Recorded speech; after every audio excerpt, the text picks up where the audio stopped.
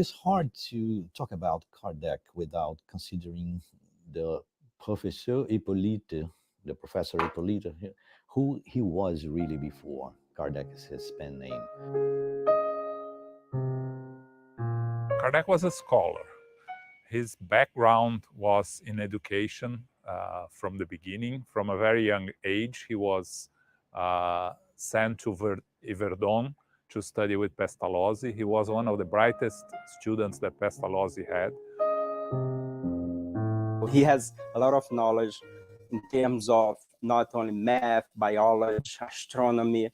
That was very common in that time. So he was this guy that, if we have to compare nowadays, was someone that would be like, I don't know, a professor of this big university here that we have in the US, such as Johns Hopkins, Yale, Harvard University. So he was very respected educator in that time.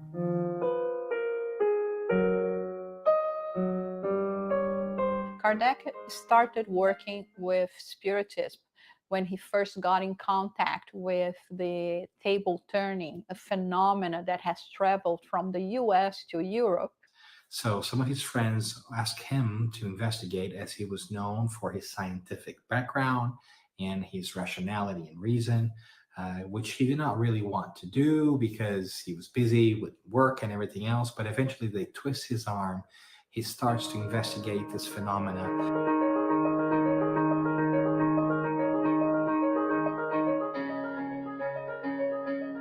And he immediately saw that a table could not be, answering questions by itself, because he said a table doesn't have a brain. How can a table reason and give us reasonable answers to questions? So that's where he began his idea that an intelligent effect must have an intelligent cause. Thus, he began to become curious and wanting to know, well, if that's the case, what is behind that table? He made contact with many different people, many different mediums, in many different regions, even different countries. So from that point, he started writing the same questions and sending to different mediums and obtaining back the same answers. So that way he could certify that the answers was coming from the same source, the spiritual realm. He received communication from all over the world, including the US. They weren't just messages about everyday life, about who this person's going to marry or that person's going to marry. It was more messages about humanity, growth, spirituality, understanding humanity in terms of loving one another, brothers and sisters, as equals before God.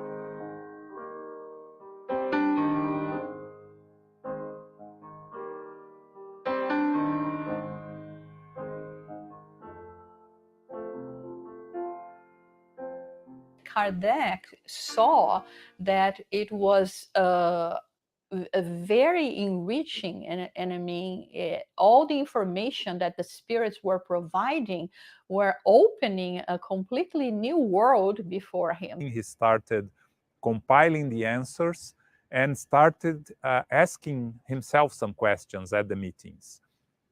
And at a certain point, he received a message from the spirits, what the spirit called himself a spiritual guide, Zephyrus, and this spirit told him that there was much more behind the answers, that there was a whole new doctrine there, and that's when he decided to start organizing the questions and answers, compiling them, and started preparing what ended up being the Spirit's book, the first edition that was published in 1857.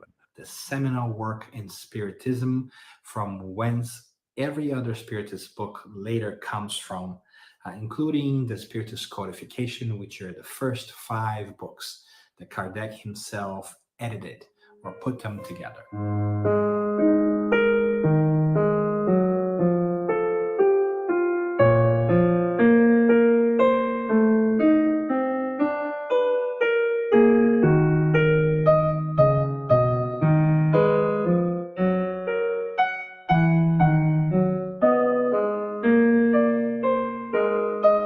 firmar o livro, ele estabeleceu uma interrogação. Se colocasse Benezar Rivaio, as pessoas iriam ler pela fama do pedagogo, do escritor. Mas se o livro aparecesse com a autoria de um anônimo, ele venceria pela sua qualidade intrínseca. E foi o primeiro gesto de renúncia deste homem notável. So he didn't want to mix what he had been gathering together with this body of knowledge with his professional career. So it had been revealed to him that in a previous life as a druid, he had the name Allan Kardec. So he adopted that name as a pen name, which at that time was quite popular for many authors who didn't want to out themselves to use a pen name.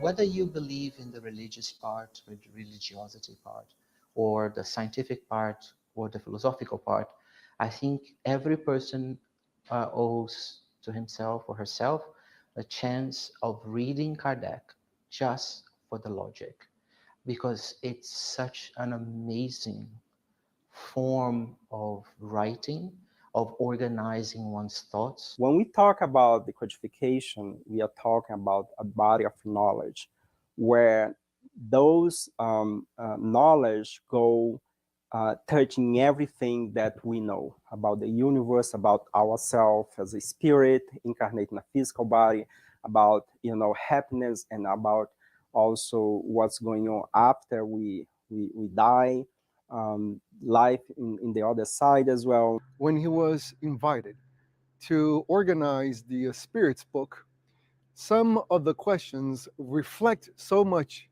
this deep interest of him in the betterment of us all. And one of the main questions, it's question 919, which asks, what is the most efficient way to be pleasing to God and to resist the draw of evil? Because the answer to the question is, know thyself.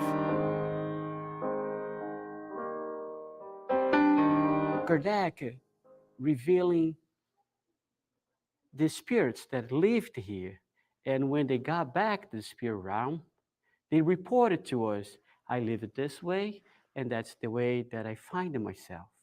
So we can learn from somebody else's experience that can help us to make a decision in our life. And it's very, very valuable because it's something very tangible that we can learn from.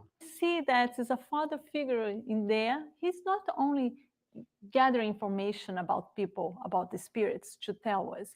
He's really, truly care about those people that are there, the spirits that are there suffering. There are some writings of him later on in his life when he says that charity is really the main focus of what Spiritism should be. And when reading that book once again, we feel that Kardec really strived to live like that. Because he was the one that said that without charity, there is no salvation. About all of this, we understand that charity, compassion for our fellow beings is essential for us to become a good spiritist. I would say that the greatest inheritance that Kardec left to us, the greatest legacy, was his own example as a man, as a disciple of Jesus, as a forerunner of this new era that we are living now and harvesting all the benefits of it. And but most of all, the example of selflessness.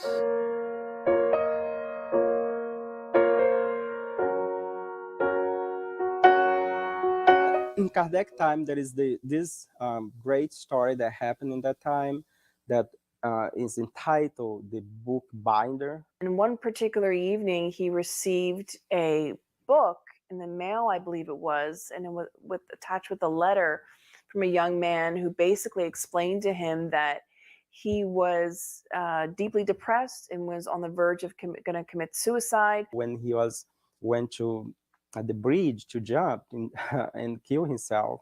So he put his hand to jump, and he put his hand in a book, and the book was the Spirit's book. And when he opened up the book, he began to read it. He was very moved by it, and he decided not to take his own life.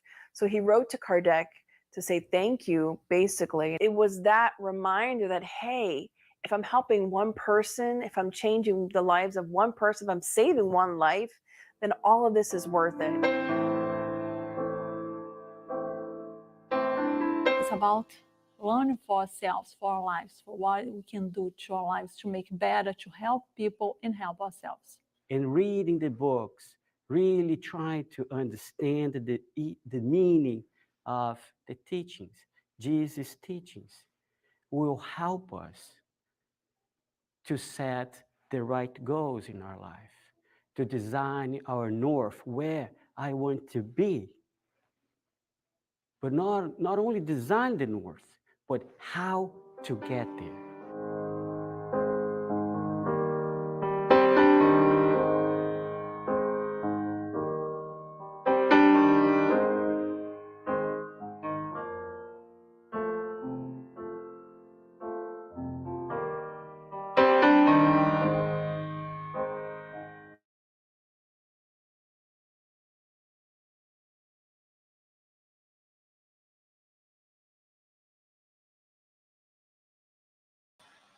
Mic check, 1 2 1 2. Give me a 9 up in the chat if I can be heard.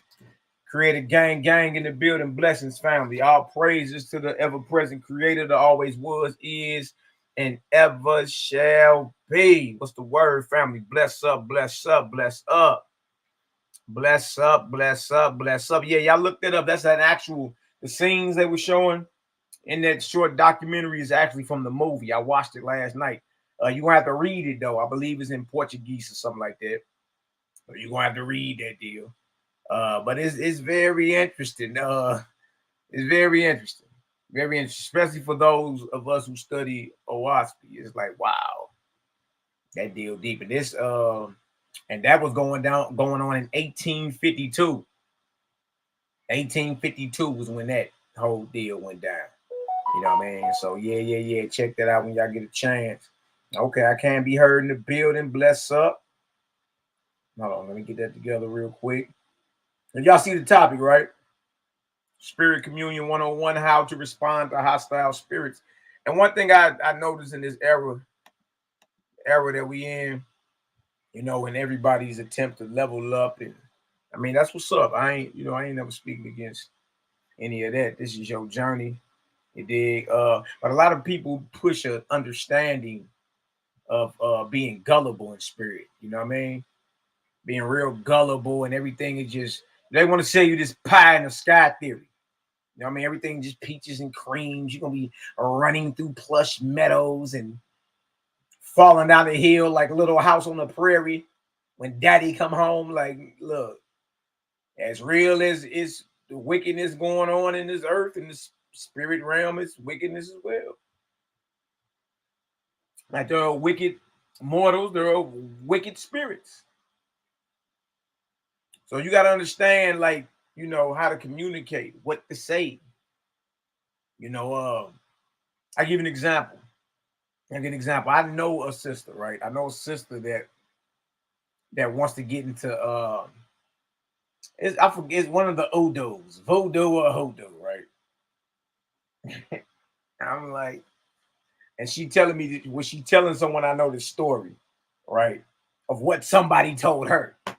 Like it's not even first hand experience with her.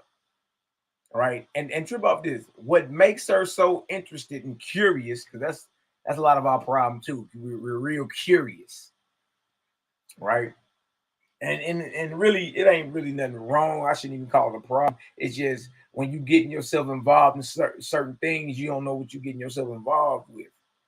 You feel me? It's almost like somebody getting involved in the streets and they don't know no better. You feel me? It's the same with the spirit realm. You got people in their attempt to level up and haven't been taught basics. You understand? Like what you do in spirit, if a wicked spirit come holler at you, or come aggressive, hostile. You know what I mean? What do you do? How do you respond? What do you say? How do you identify? Do y'all even know? Like, a lot of our people don't even know how to identify what spirits are hollering at them, and who are these spirits working for. All right, so it's a lot of spirit communion going on, and if you don't like that word, then if you think that's demonic, then what you call praying. Praying, you're communicating in spirit. You're talking to something that you can't even see. When you're praying, you're spiritually communicating. When you're meditating, you're spiritually communicating. All right? So there are righteous spirits that roll with the Creator. That's about his business. That don't want your prayers, don't want your worship. Don't want none of it. Just there to assist to raise you up. You know what I mean? Because they're brothers and sisters of yours in essence. You know what I mean? They're just brothers and sisters or ancestors who have transitioned and passed on. Then you got wicked spirits, those who were, at one time living on this earth, but took that wickedness with them when they crossed over. You understand? So it's just what it is, man. Like, our people are leveling up. That's what's up. Our people getting all type of metaphysical and esoteric teachings and doing things that, vibrate and resonate with their spirit, man. Look, all that's what's up. But look, don't be gullible. Don't be no target out here. No target, any makeshift deity come holler at you and you just all gullible, like, oh, I seen the bottle move off the table. Like, bro, like, what is that? Look, always consider the message. Always consider the message. What is being said? You understand? And if there are angels, then angels are messengers. They both be coming with a message to holler at you and let you know something. You feel me? So yeah. Y'all see the topic. You know what I mean? Spirit Communion 101. And for anybody that's just tuning in, if you think Spirit Communion is demonic, just the phrase itself, then what do you call prayer and what do you call meditation? Aren't you spiritually communicating when you do those? All right, so let's not be silly or children in understanding. All right, let's not play. We're not here to play. We're here to understand, because some of y'all are big time dreamers. Some of y'all have premonition, deja vu. All right, some of y'all are vibrating on a level to where, you could be close to being clairvoyant. Or some of y'all dibble and dabble and deal with different spiritual systems and all that. You feel me? And my only thing when I be hollering at folks be like, all right, what's the message? You dig? What you mean? You just believe and roll in head first just because some candles blew out? Or you heard, like the sister said, she heard somebody told her that they saw doing one of the voodoo rituals, either voodoo or hoodoo, I don't know which one, that they saw a spirit leave a man and jump into a goat. I said, oh, and that's what got you so curious to be a priestess of voodoo or voodoo or whatever it is. Always ask yourself, what is the message? If a spirit communicating with you, then what is being said? What are the instructions? Right? What is it about? We're going to get into all that today. You did. Good to see y'all in the building. Bless up, bless up, bless up. Yeah, don't be no target in spirit, man. Be blessed. You understand? But don't be gullible. Just like if anybody popped up at your door right now, knocking on your door, you dig? And you knew they was on some madness. What you gonna tell me? Man, get off my porch with all that. Trying to sell me hot TVs. No, I'm good. But you got to be just like that in spirit. You got to be, how a lot of us are straight shooters in the flesh. You got to be even more of that in the spirit. An angel come holler at you. What you want? Who are you? What message you got for me? Shoot straight. Shoot straight. All right, so let's get into some of this. Abundant blessings. Love to see everybody in the chat. Ain't nothing but love and light, but this is something that we need. Everybody's leveling up. Everybody's into the herbs, the crystals, the metaphysics, meditating. Hell, some of y'all levitating. It's all good. You understand? But don't be into all that. But when it come down to the basics, you don't have it. Get them basics, man. You got to know how to respond. You got to know what to say. You understand? A lot of y'all have hundreds of conversations within your mind daily. Talking within yourself, outside of yourself. Replaying certain scenarios in your head and all that already happened, and playing out scenarios in your mind that, you know what I mean, that could manifest in the future. You live in your mind. So let's show y'all some of this real quick. This is where we going first. Shout out to the haters, jaw jackers, and naysayers. Yeah. We love y'all too. Bless up. We love the haters, jaw jackers, and naysayers. Million mouth Negroes be foaming at the mouth, boy. You mad about that? Relax. Everything gonna be all right. All right, let me zoom in a little taste. for y'all. All right, so we can go ahead and work. Ain't here to play no games. Dig. Nah, let me go back to the other one, I guess. How this supposed to work? Nah, that's too. This one. No, that one. That one, no. That one, no. That one, no. That one either. Which one is it? There we go. All right. Let's go ahead and work. Don't play with nobody. Let's get into it, man. All right. This will be coming out of I Speak, Sky or Spirit. Look at this right here, y'all. Practical. Something you can put into practice. Shout out to my brother Daryl Cosmine in the building. Shout out to the Creative Gang in the building. Shout out to the Nazarenes, the Essenes. Shout out to all my brothers and sisters, whether you be friend or foe. I bid you in the tongue of peace. Shalom. Look at this right here. I Speak, Sky or Spirit. Practical.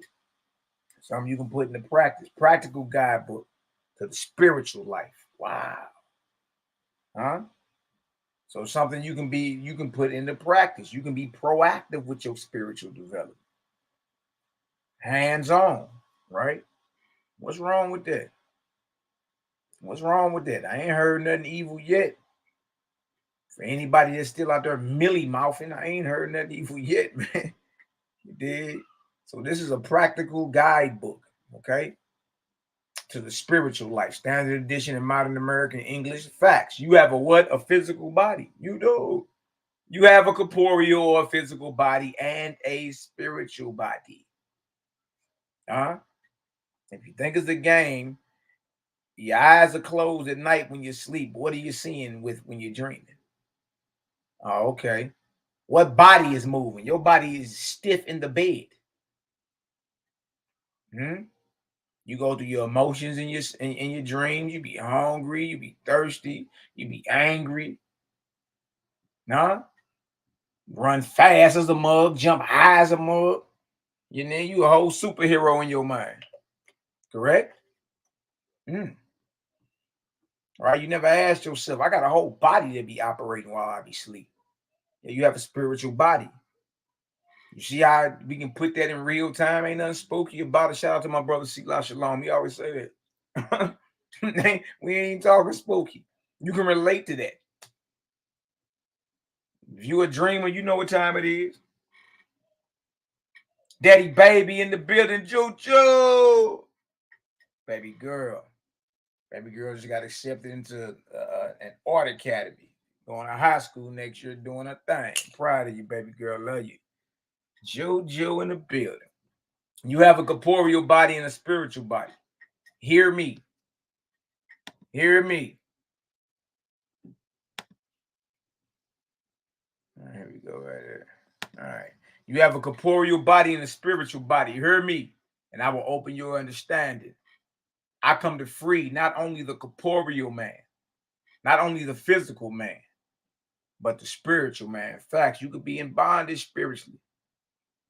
A lot of our people are. whether it's to these religions or whether it's to these low vibratorial spirits that a lot of these brothers and sisters are entertaining, dealing with these multiple spiritual systems. And you think it's something deep just because a jaw moved off the table.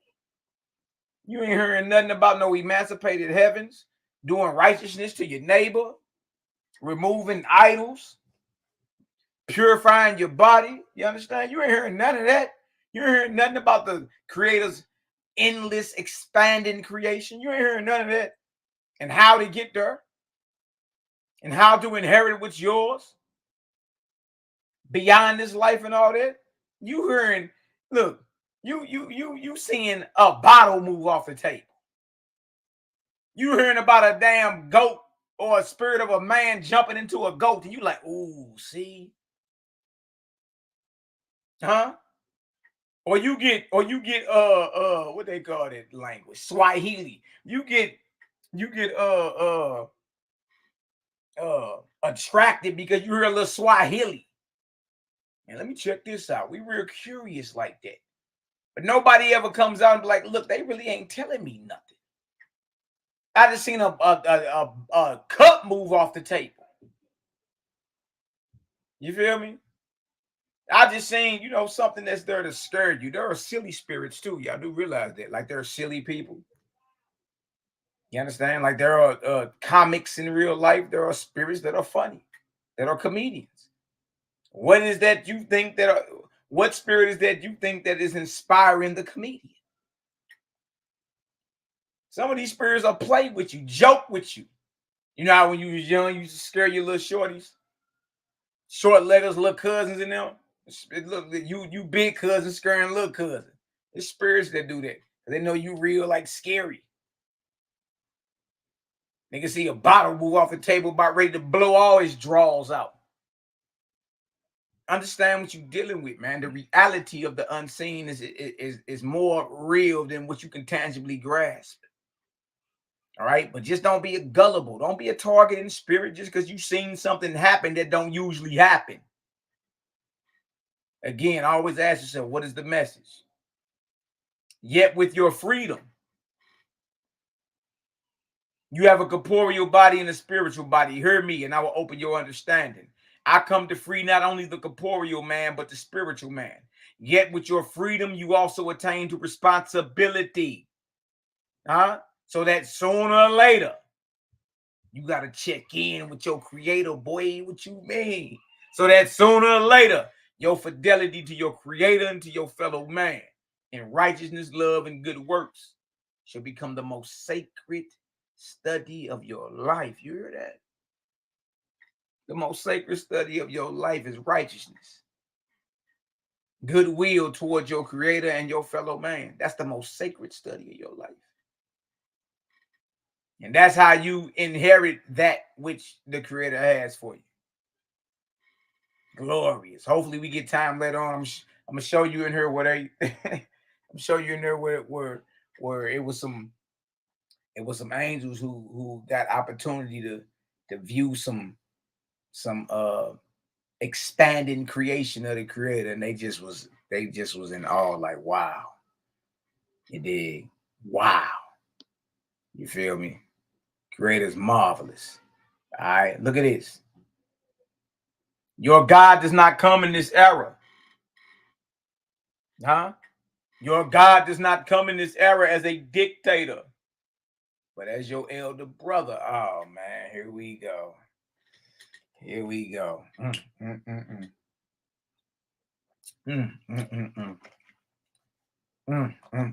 Your God does not come in this era as a dictator, but as your elder brother with ample experience. Nor do I command, saying you shall believe, because I, your God, have said it or revealed it in this book. You see how Owaski coming? Owaski ain't claiming to be holy. Owaski ain't coming out, and if not, you're going to get killed and head cut off and offered up as a burnt offering. No, it ain't coming like that. No, you choose. You got responsibility. You got liberty. With liberty comes responsibility. Every tub got to sit on his own bottom, Jack. You know that. We all know that. Man up. A woman up. Don't just believe it because it's written in this book. And that's our people problem today. You know what the problem is? We worship the Bible. We worship the Quran. We worship OASPI.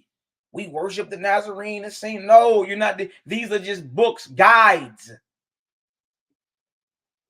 That's it. It's a guide. And when some jar your spirit the wrong way, you got every right to question it. Oh, I don't even sound right. What is that? Don't even sound right. Look at this. Nevertheless, through OASPI, sky, earth, spirit, light of the Creator, Jehovah, the Creator, Jehovah, is revealed to man. And man is to judge himself. Hold on. No. My nuts supposed to roast forever. Chestnuts roasting. Look at this. And man is to judge himself and labor to save himself. Before you go spilling your coffee, the Bible even tell you to save yourself. Deliver yourself. Work out your own salvation with fear and trembling. Ain't that what the Bible say? And labor or work to save himself, so that by this he may have honor and glory. You're going to have honor and glory on your path to perfection and salvation. Look at this. For the will of the Creator is not for man to be forever led. Facts. You ain't on training wheels forever. Huh? See, that's real time. Eventually the training wheels got to come off. Right? Nah. You got to get out of sippy cup mode status. You got to get out of sippy cup mode status. You know what I mean? You boo boo goo goo, no. A sucker wooker. Oh, give him a binky. Give her a binky. Curl that boppy up and lay on that boppy. She got any more of them? What's them one blankets? What them receiving blankets? Now you gonna have to man up. The will of the Creator is not for you to be forever led. Eventually you mature, you already know what you're supposed to be doing. For the will of the Creator is not for man to be forever led, but for man to ultimately have the light of practicing good works organically, not GMO. Organically, from infancy, a short legger, a short runner, from infancy up. What's wrong? Look, if I just read anything that was evil, put a 2 in the chat. If what I just read wasn't evil, put a 1 up in the chat. Bless up. OASPI, sky, earth, spirit. It's a primary. It's a primary source. So it's not something that was written down and revealed second, third, fourth, fifth hand. From the spirit realm right into the physical. The equivalent would be like finding the actual 10 commandments that God wrote on with his finger in Paleo Hebrew to Moshe. To Rabbinu Moshe. To Rabbi Moses. It's primary, meaning it comes directly from the source to the one publishing it. All right. OASPI, a primary. And look what it's for. It's for the spiritual. It's for the spiritual and practical enlightenment. It's for the spiritual and practical in life. So what we read within the covers of OASPI is something that you can put into practice. Ain't nothing wrong with that. Again, everybody leveling up, right? Everybody into all type of different spiritual systems. And I ain't the one to tell you, man, that's evil. What I'm gonna come asking you is, what's the message? You hollering at angels, you rapping with spirits like you claim you are. What they talking about? Most y'all don't care anyway. Most y'all just want some Powerball numbers. That's it. The angel ambassadors of Creator ain't hollering at you about no Powerball numbers. They can care less. When you get the second resurrection and higher, you had to already abandon all type of every earthly desire to even begin to even be amongst those who are beginning to get up high. You by that level, you had to already abandon all type of physical or corporeal desires. Now think about what you love to do in the flesh. Sex, smoking, drinking, whatever it may be. All right. The high raised angels ain't gossiping. The high raised angels don't care nothing about no Powerball. You understand? They studying the creation and dissipation of worlds. They managing other worlds, and they not care nothing about your Powerball numbers. What is you talking about?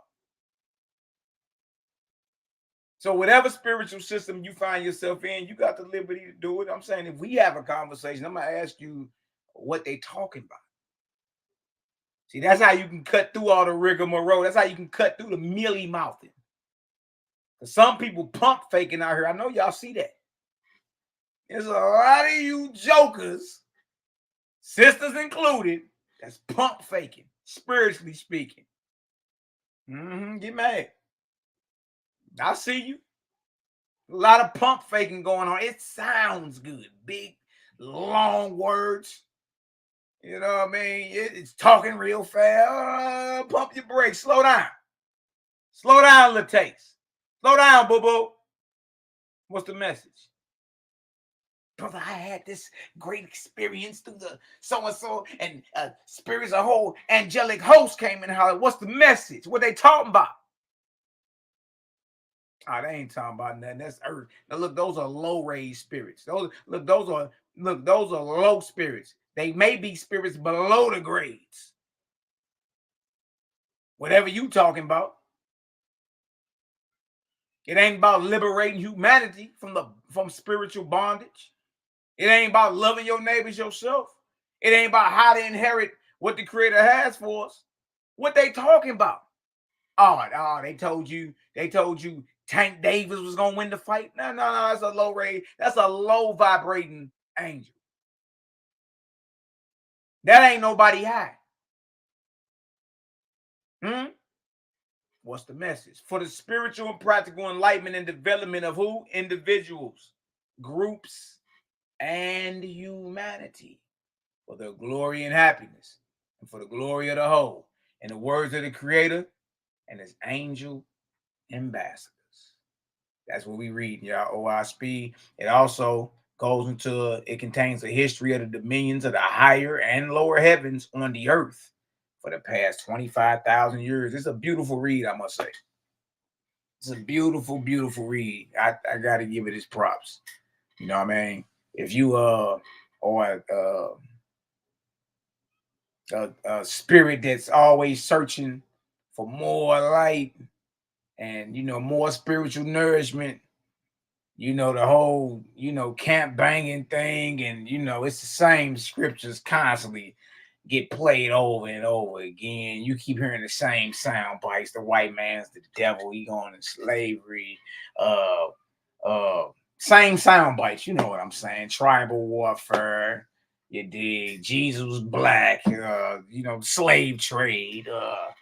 The New World Order, the mark of the beast. Yeah. But after so long, it's it bores you, right? So for anybody searching for higher light, I would suggest read OISP. It's marvelous, I must say. A history of the dominions of the higher and lower heavens on the earth for the past 25,000 years, being from the submersion of the continent of Pan in the Pacific Ocean. Y'all go Google the Ring of Fire right now.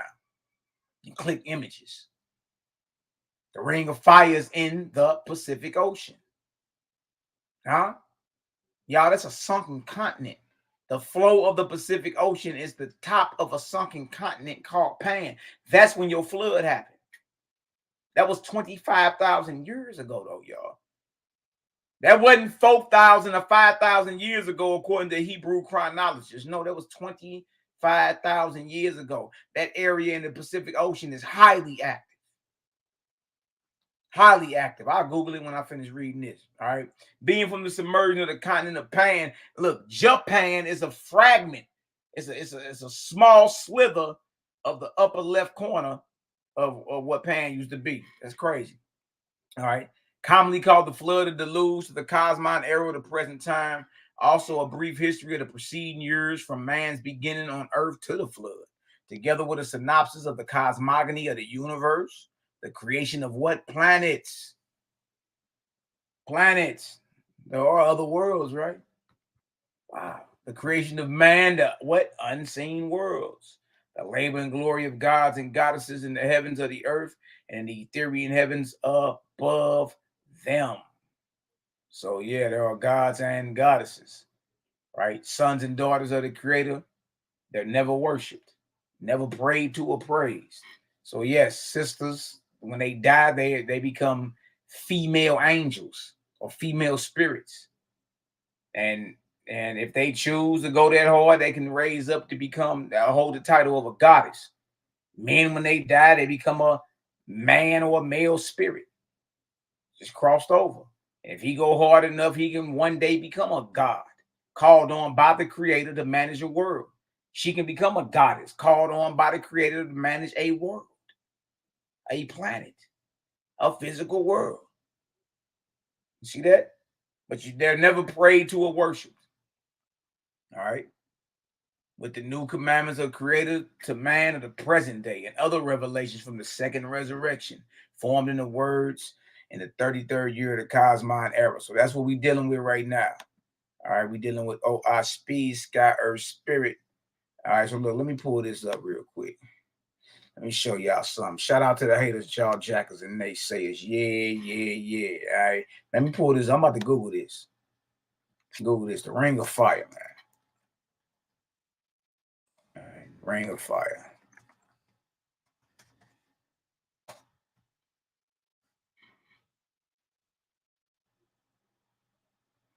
Let me show y'all this.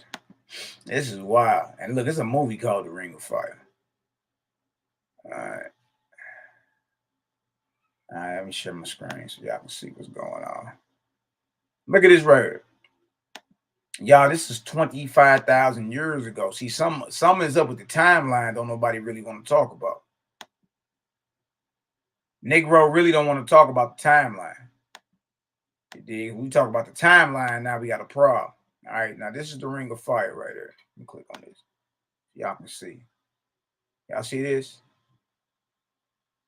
Y'all, you thought Africa was big. Well, this is a sunken continent right here. And look, this connected all the continents. All the continents were connected. This is Pan right here. The floor of the Pacific Ocean is the top of a continent.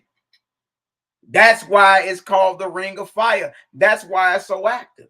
Don't nobody look. You heard people today. Look, they'll admit to Atlantis, the sunken city of Atlantis. You even heard people say Lumeria today. They'll say Lumeria. Don't nobody want to talk about Pan or Pan. Right? Pacific Ocean. We Google Pacific Ocean because Owaspy is claiming that the sinking of Pan is what's known as the flood today. So there was a flood, but Owaspy is saying it happened when Pan, the continent, was sunk in the Pacific Ocean. And we Google or look at the Pacific Ocean and see it's highly active. What is the coincidence in that? Of knowing that in 1881, before the satellites, before it's well known, before you able to take a picture from above the connected dots that, hold on, that's a continent right there that's sunk. How is that known? And in 2023, we Google the Pacific Ocean or the Ring of Fire, and this is what we get. It ain't a game, man. This ain't lick your finger scholarship. That's why I keep trying to tell these cats. All right, this ain't lick your finger scholarship. It ain't. Look at this. See that?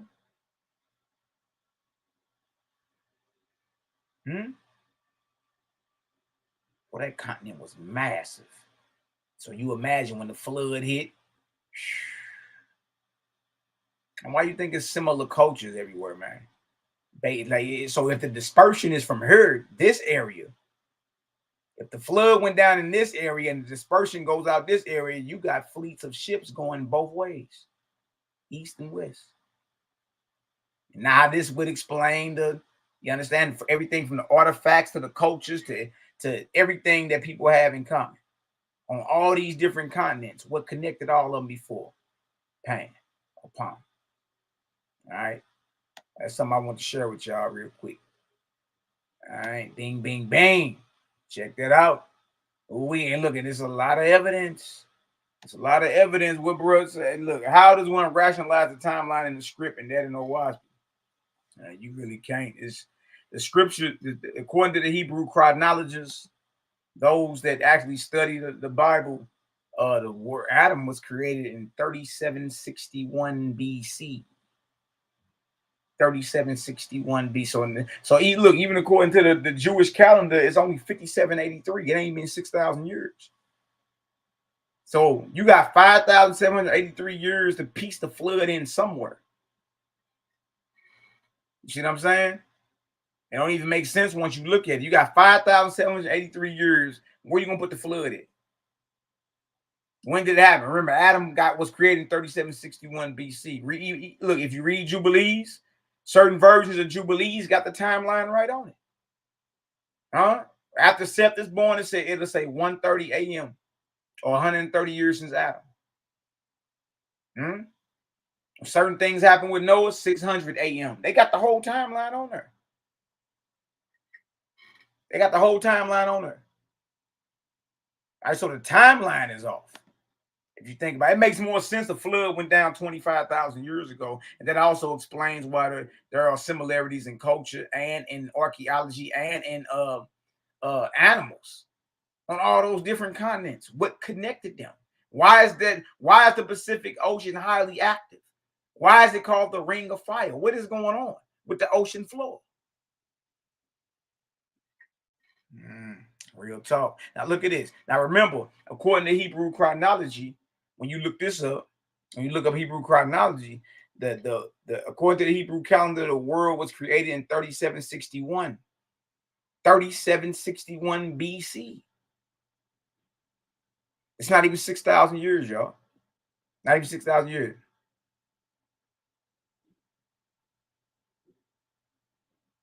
Yeah, that Nazarene Saint Ledger does have a different opinion, or it says different things than what we know as the Holy Bible on different topics and all that. But when it comes down to the cosmogony and linking that to prophecy, I ain't read nothing yet to even come close to what I watched me talking about. The timeline is it makes sense and is off the chain. Like, dang, that's crazy how that worked. All right, so look, let's look at this. Let me show you how this. So remember the topic, Spirit Communion 101. How do you respond to hostile spirits, right? That's where we're going first. All right, we're going to the first book of God, chapter 8. We're going to deal with Abram again. All right. Abram or Abraham. All right, this is how we dealing today. All right, you need to know how to respond. You need to know what to say. Everybody's leveling up. Everybody's opening themselves up. It's the age of information, enlightenment. All right.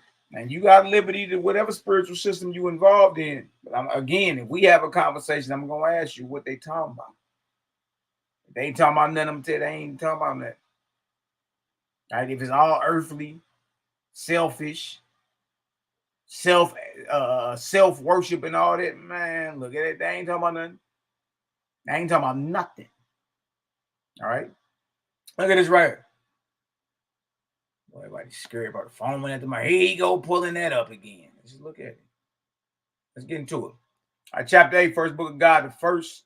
Matter of fact, hold on. Let me show y'all the time period in which we in. All right, so there won't be no games.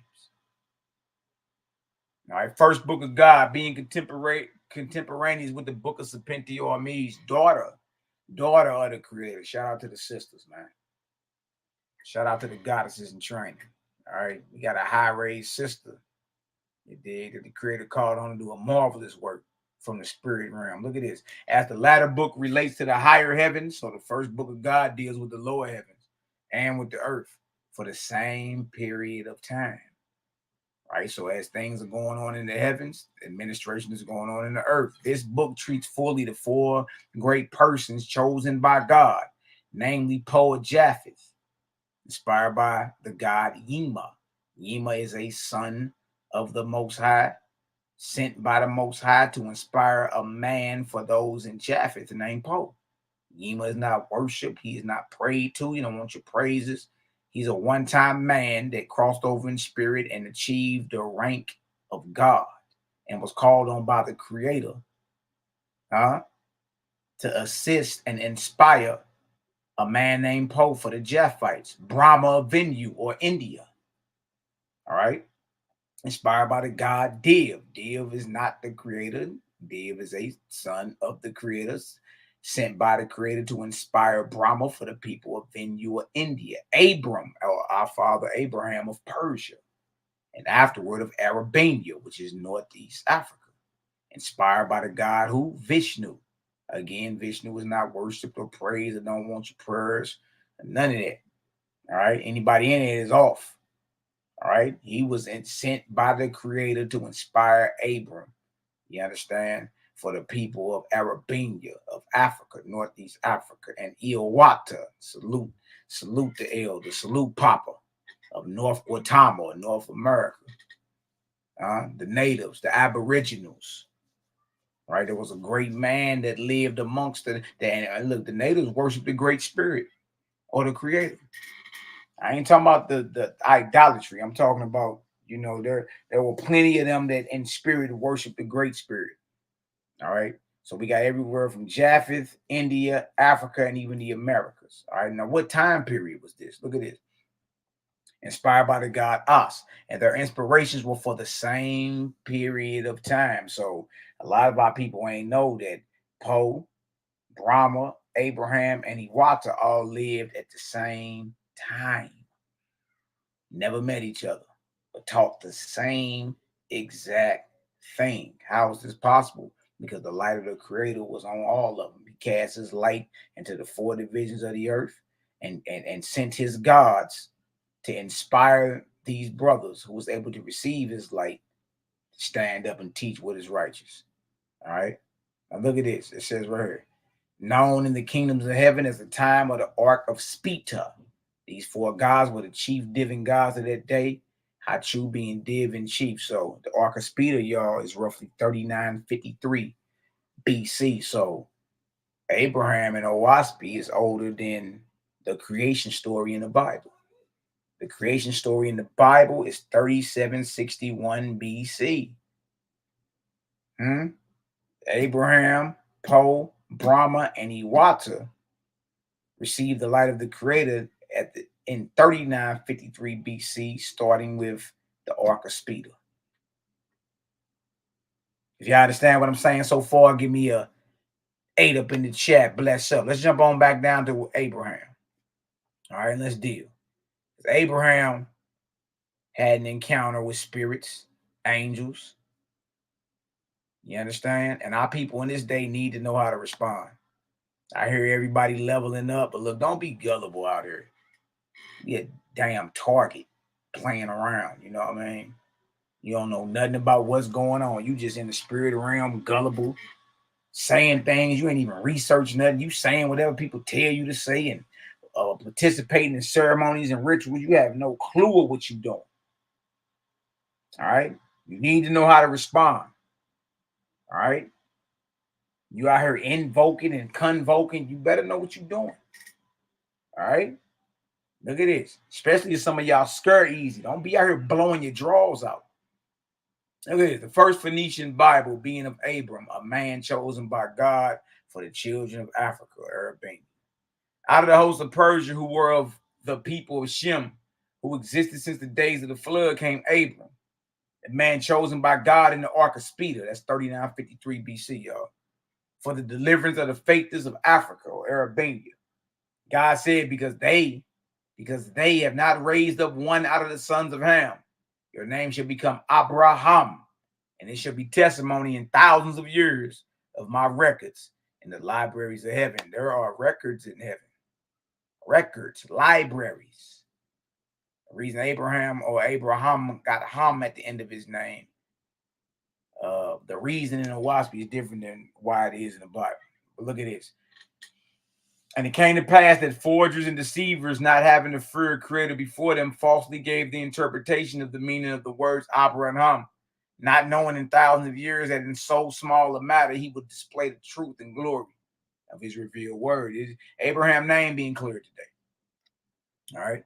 God laid Abraham away from his native place where he was a maker of baskets, and took him to the ancient land of Ham, which had been destroyed by droughts before the flood, as the name signifies, after which God so named him Abraham and made him chief rabbah, chief priest of the faiths of Africa or Arabania.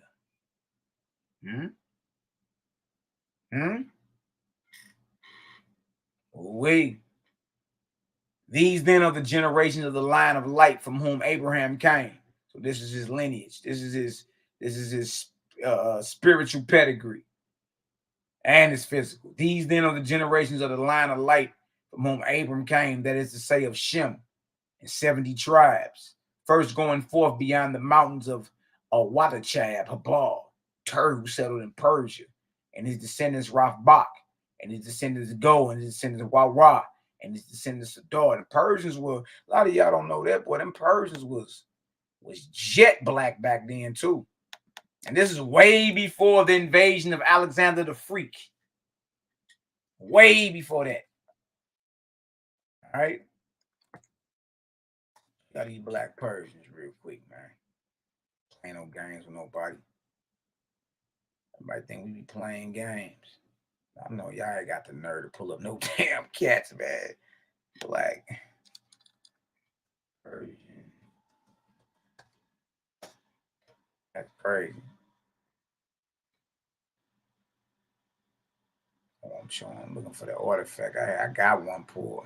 I thought I could just Google it real quick and show y'all. They got them on the walls. Straight bros. Let me see.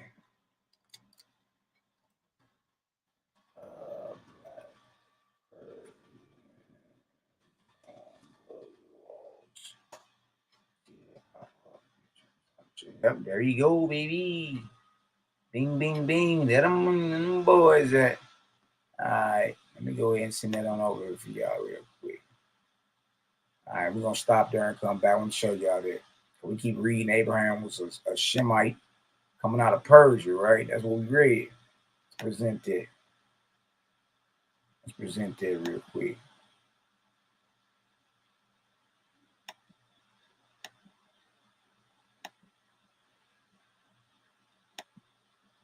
Hold on, y'all. This feels crazy. Chrome to everything. I'll present that. I'm going to do a little scrolling. Make sure we code. All right, bang. I'm going to blow it up. Hold on. Give me a second. All right. Well, look, all these, I can blow this up right here. I'm going to click on some of them too. But these the Persians. Look at that Persian relief. That Persepolis. Yeah. All right. It's Abraham stock. Look at this right here. This is still a relief panel from the treasury at Persepolis. Persian Parsa. Darius the king giving audience to a Mede noble. That was a lot later. Big. Some more of them Persians right there. You dig? So this is the stock that Abraham was from. All right. Let them catch. Look at all them. Look at them birds and braids and look at these cats. Look at that. They like, dang, look, that lets you know we ringing bells out there. Like, were they black? God forbid. Ooh-wee. Ooh-wee, ooh-wee, ooh-wee. It ain't hard. It ain't hard to pull it up and get right to it. That's the problem. Y'all think we playing. Creative gang ain't playing. All right. These then are the generations of the line of light from whom Abram came, that is to say of Shem and the 70 tribes. First going forth beyond the mountains of Awatakab, Baal, Turu settled in Persia, and his descendants Raphbach, and his descendants Go, and descendants Wawa, and descendants Shadir. And Shadir, the line was lost, but through his daughter Barbara regained through the Ions in the land of goats, where the Lycians live, having fled from the tyranny of the kings of Oas. All right, let's jump down. Let's give you all that. I'm gonna show you what's up with Abram. Abram was of pure blood. Abram was of pure blood in Iowa, and the light of Suez had been with his forefathers and foremothers since the flood. Suez is a clairvoyant, someone's clairaudient, someone who can hear and converse with spirits. Abraham was born with that. It was like a spiritual inheritance he got from his forefathers and foremothers. So as Oasby is describing Abraham, where he from, all right, what he even looked like. Look at it. Abram was of pure blood and an Iowan. Was of pure blood and an Iowan. And the light of Suez had been with his forefathers and foremothers since the flood. I'm gonna hit y'all with something. Some of y'all that have deja vu or premonitions or big time dreamers, and you know what I mean, see things and they come to pass and all that. You dig? You got a degree of Suez. You know, some more than others. You dig? But it's still around. It's just we got to work to develop it and make it stronger and stronger. It's just like going to the gym and working your body out. You know what I mean? It's time for us to focus. Look at this. The light of Suez had been with his forefathers and foremothers since the flood. Now look how Abraham is described. He was large and red, like what? New copper. New copper. And had black hair and long beard, first to look upon, but his soul was gentle as a woman's. You dig? Said he was one of them brothers that scared you when you looked at him. Abram was one of them brothers that scared you when you looked at him. First to look upon. But now we got a physical description to Abraham. Or Wasp give you a physical description. Abraham was a bruh. Bruh, Shemite, Persian stock. Skin compared to copper. Black hair and a long beard. First to look upon. Soul was gentle as a woman. Now look what Abram. Abram could see without eyes and hear without ears. Knowing things by the light of God which dwelt in him. For which reason God chose Abram to gather together the faithless in Arabia and the adjacent countries, even as he had appointed Poe and Japheth. Y'all get some understanding so far? Give me a 7 up in the chat. Y'all see the Creator working. Creator working. And Abraham could hear and see and converse with spirits. Suez was with him. He inherited that. All right. Ain't hard to understand. You getting more detail about Father Abraham and Owaski. First book of God go in about Abraham. Right? And Abraham about to teach and show how you converse with these spirits when they come holler at you. You need to know that. We need to know that. All right. A lot of our people are gullible. They believe anything that skip across their plate. Nothing has been tested. Nothing has been tried. You dig? You just like a big old encyclopedia, a whole bunch of information, but have not practically applied it. There's nothing that you can put your hands on and do to make you better or make those around you better.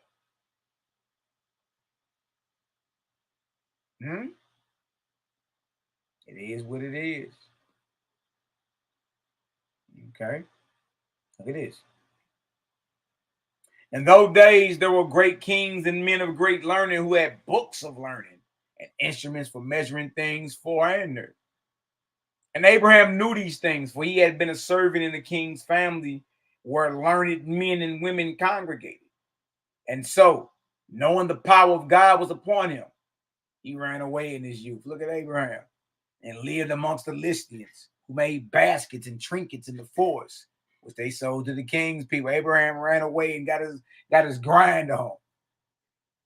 He knew Creator was with him, man. He like, yeah, whatever, I'm good. Wherever I land, I'm good. Creator's with me. All right.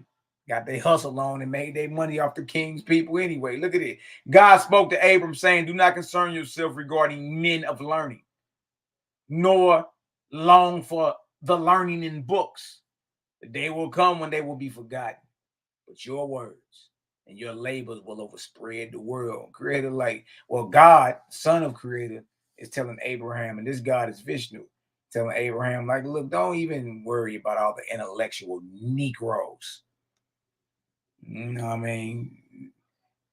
All the intellectuals and the critics, whatever. You know, or the nerds.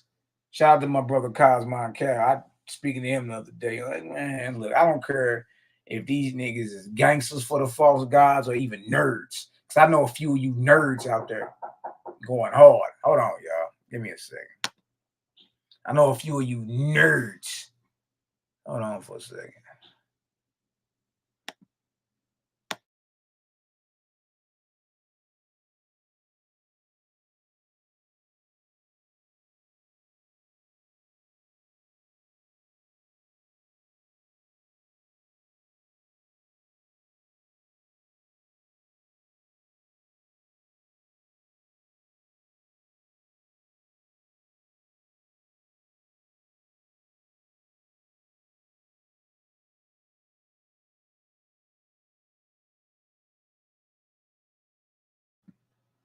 All right, y'all, right back at it.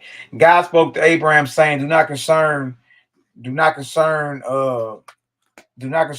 regarding men of learning, nor do not concern yourself regarding men of learning, nor long for the learning in books. That they will come when they will be forgotten, but your words and your labors will overspread the world. Y'all heard this? And again, I know some of you bros that are nerds that think y'all talking about something, ain't talking about nothing. You'll get smoked too. Y'all created gang is kicking ass and taking names, and it ain't even because we special. It's because the Creator is undefeated, and that's what we are here to do. We're here to bust open a few hells and deliver you up out of that deal and shine this light. You understand? That's what this whole thing is about. You're right, to expose and body the false gods and deities that our people have so much as than fell in love with, and you understand, and fell in love with and are in subjection to. Look at this. And God lived with Abraham, teaching him and working miracles through him. And it came to pass that the Listians in their rambles selling wares told the slaves of the kings about the wonders of Abram. And look at this. And the slaves fled from bondage and went to the wilderness in search of Abram. And when they came before him, he spoke to them day by day as they came, saying, why have you come? I did not call you. And when they could not answer, Abram said to them, God brought you. Man of himself does nothing. Man of himself does nothing.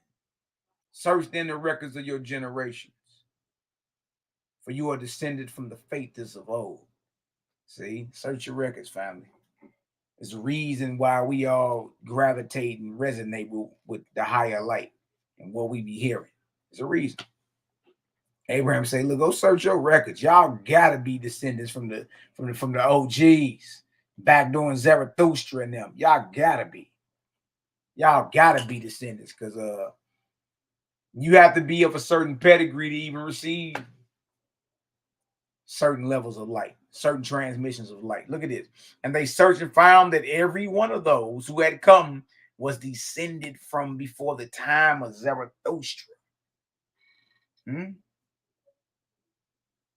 Abraham said, do not think that God comes to one man alone. Do not think that God comes to one man alone. Do not think that God comes to one man alone. When he provides a voice, he also provides ears and hearts. Because you have been faithful to him, he calls you to deliverance from your enemies, who are God's enemies also. Ooh, boy, every Israelite need to be listening tonight. What you talking about, boy? We talking about slaves and then got up out of there and ran away and left the king's people, and man, look, man, Abraham, like, look, y'all got to be related to the OGs that had the light on them that came before even me. And he was right. Because you have been faithful to him, to who? The creator who sent God to inspire Abraham. Because you have been faithful to him, he calls you to deliverance from your enemies. Well, God's enemies also. Ooh, we. If y'all getting to understanding, give me a 4 up in the chat. Let's get into chapter 9. Let's get into chapter 9. All right, and y'all see the topic. Spirit Communion 101, how to respond to hostile spirits. We getting there. We getting there. We need to know. All right, you need to know. Again, don't be out here, don't be a soft target. It's military talk. I ain't never been in the military. I just, you got hard targets and soft. Don't be no soft target out here, man.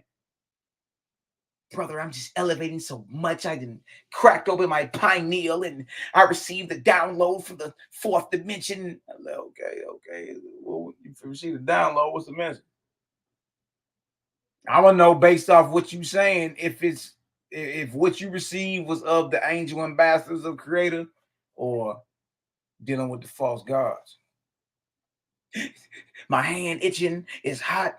He told me I had great prosperity coming into my life. Like, that's all about you getting rich. That ain't got nothing to do with the advancement of the whole. That ain't got nothing to do with loving your neighbors yourself. It's all about vow. When the number of those who had come to Abraham and she at Dewan reached 4,500 souls, 4 and 5 is 9, God spoke to Abraham saying, come now. I will lead you and your people into another country. So Abraham led them away. Interesting. You know what I mean? You and your people. So all these people aren't necessarily, you know what I mean, like descendants of Abraham's household. All right. These are the king's people who were led to come to Abraham where he was living at in the wilderness. And just so happened they all were related to a lot of brothers and sisters who were of the faith as a whole. Look at this. It says, so Abraham led them away and they came into lower Hud-Lutz. And it came to pass in the year after they departed out of She-I-Dowan, a famine came upon the land. And the enemies of God were cut off and could not pursue Abram and his people. It was after this that Abram was called Abraham, and he built altars of worship and altars of sacrifice according to the commandments of God. Now it came to pass in the early days of Abraham, he told his brothers that the light and power of God were with him. And though others believed in Abraham, yet Lot, Abraham's brother, and Lot, Abraham's nephew, did not believe in Abraham, saying of him, he was born naturally and is wise because of his own judgment. So, of course, family wouldn't really believe in that Creator's with him. God said to Abraham, look at this. This is something we got to listen to. This is something real. God said to Abraham, behold, it is an easy matter to commune or talk with spirits. God said that's easy. But to judge righteously regarding them is not so easy. Do y'all hear this? Let's slow this down for a second.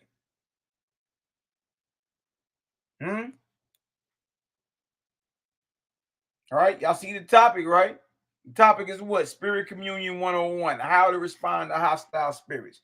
What did God or Abraham's God tell him? God said to Abraham, behold, it is an easy matter to commune with spirits. It's easy to talk, easy to get into go to a ritual or ceremony or do a seance. God say that's easy. But to judge righteously regarding them, regarding who? The spirits, is not so easy. Meaning it's harder to distinguish if the spirits you dealing with is of Creator or if the spirits you dealing with is of the false gods and deities. That's harder than even talking to them. So we all learn today what we need to be saying and how we need to be responding, because once again, everybody is leveling up. I ain't against no spiritual system, but if we rap and you talk about you've been in communication and you got you a download from the 4th dimension, I'm gonna ask you, what's the message? Based off your response, I'm gonna know. Nah, boo-boo.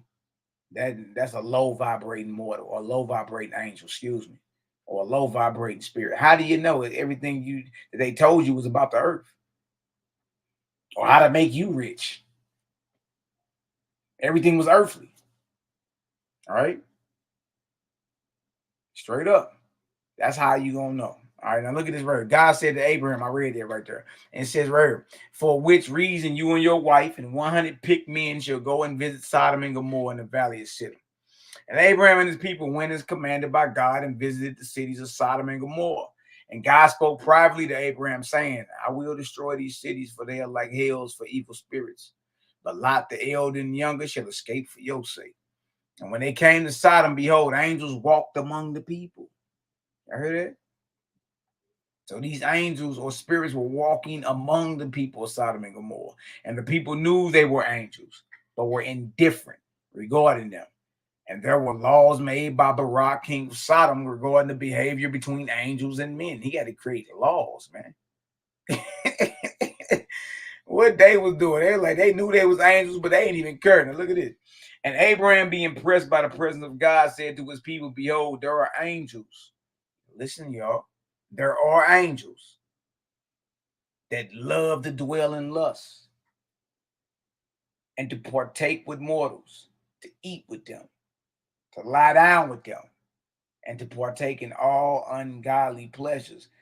These angels that Abraham is talking about are low vibrating angels, earthly angels, angels that ain't even ascended about the earth or her atmosphere. Earthbound angels or spirits. All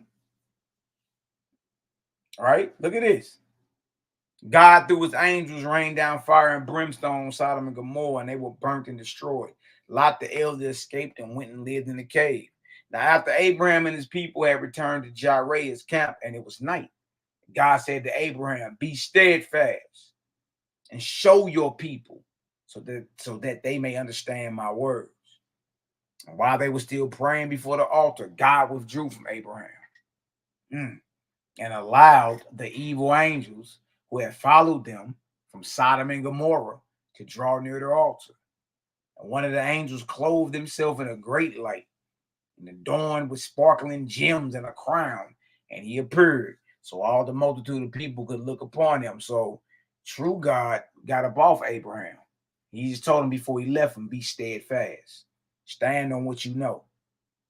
All right, be steadfast and show your people so that they may understand my words. And then he withdrew and allowed these evil angels that had been following Abraham since Sodom and Gomorrah was destroyed, you dig, to come close. And dude came decked out, blinging, studded out jewels. And this is a God.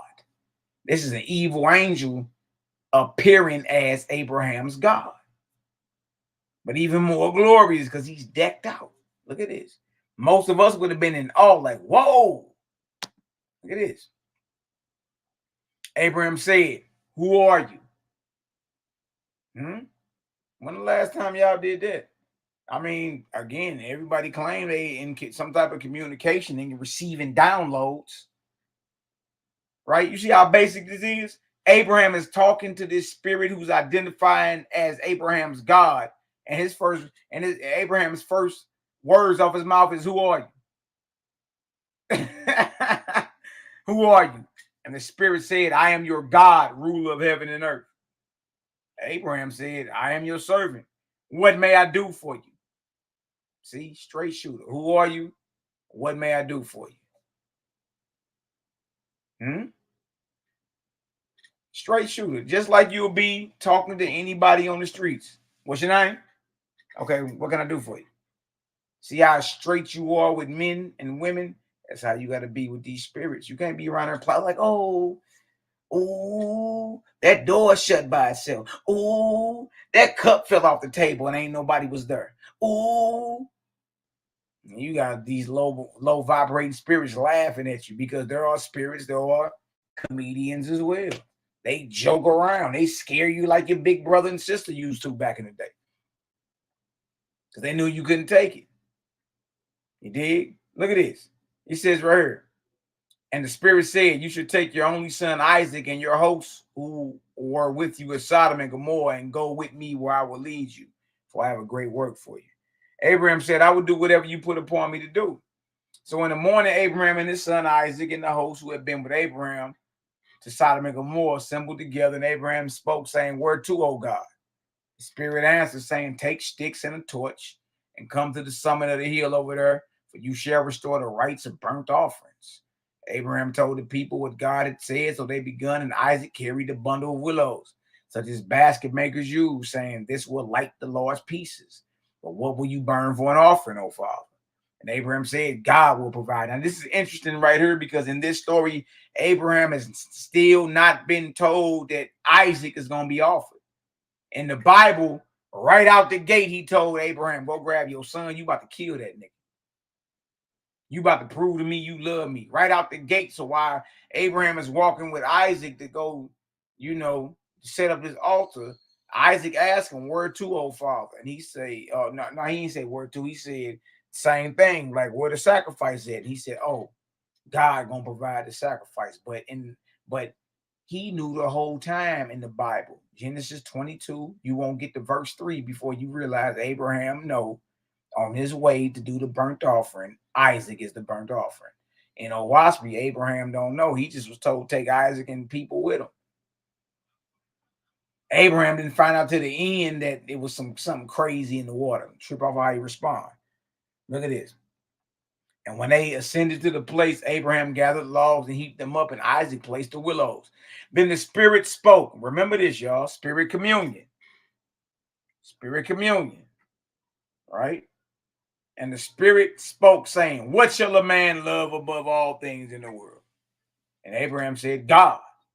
And the Spirit said, for which reason you shall offer your only son Isaac as a burnt offering.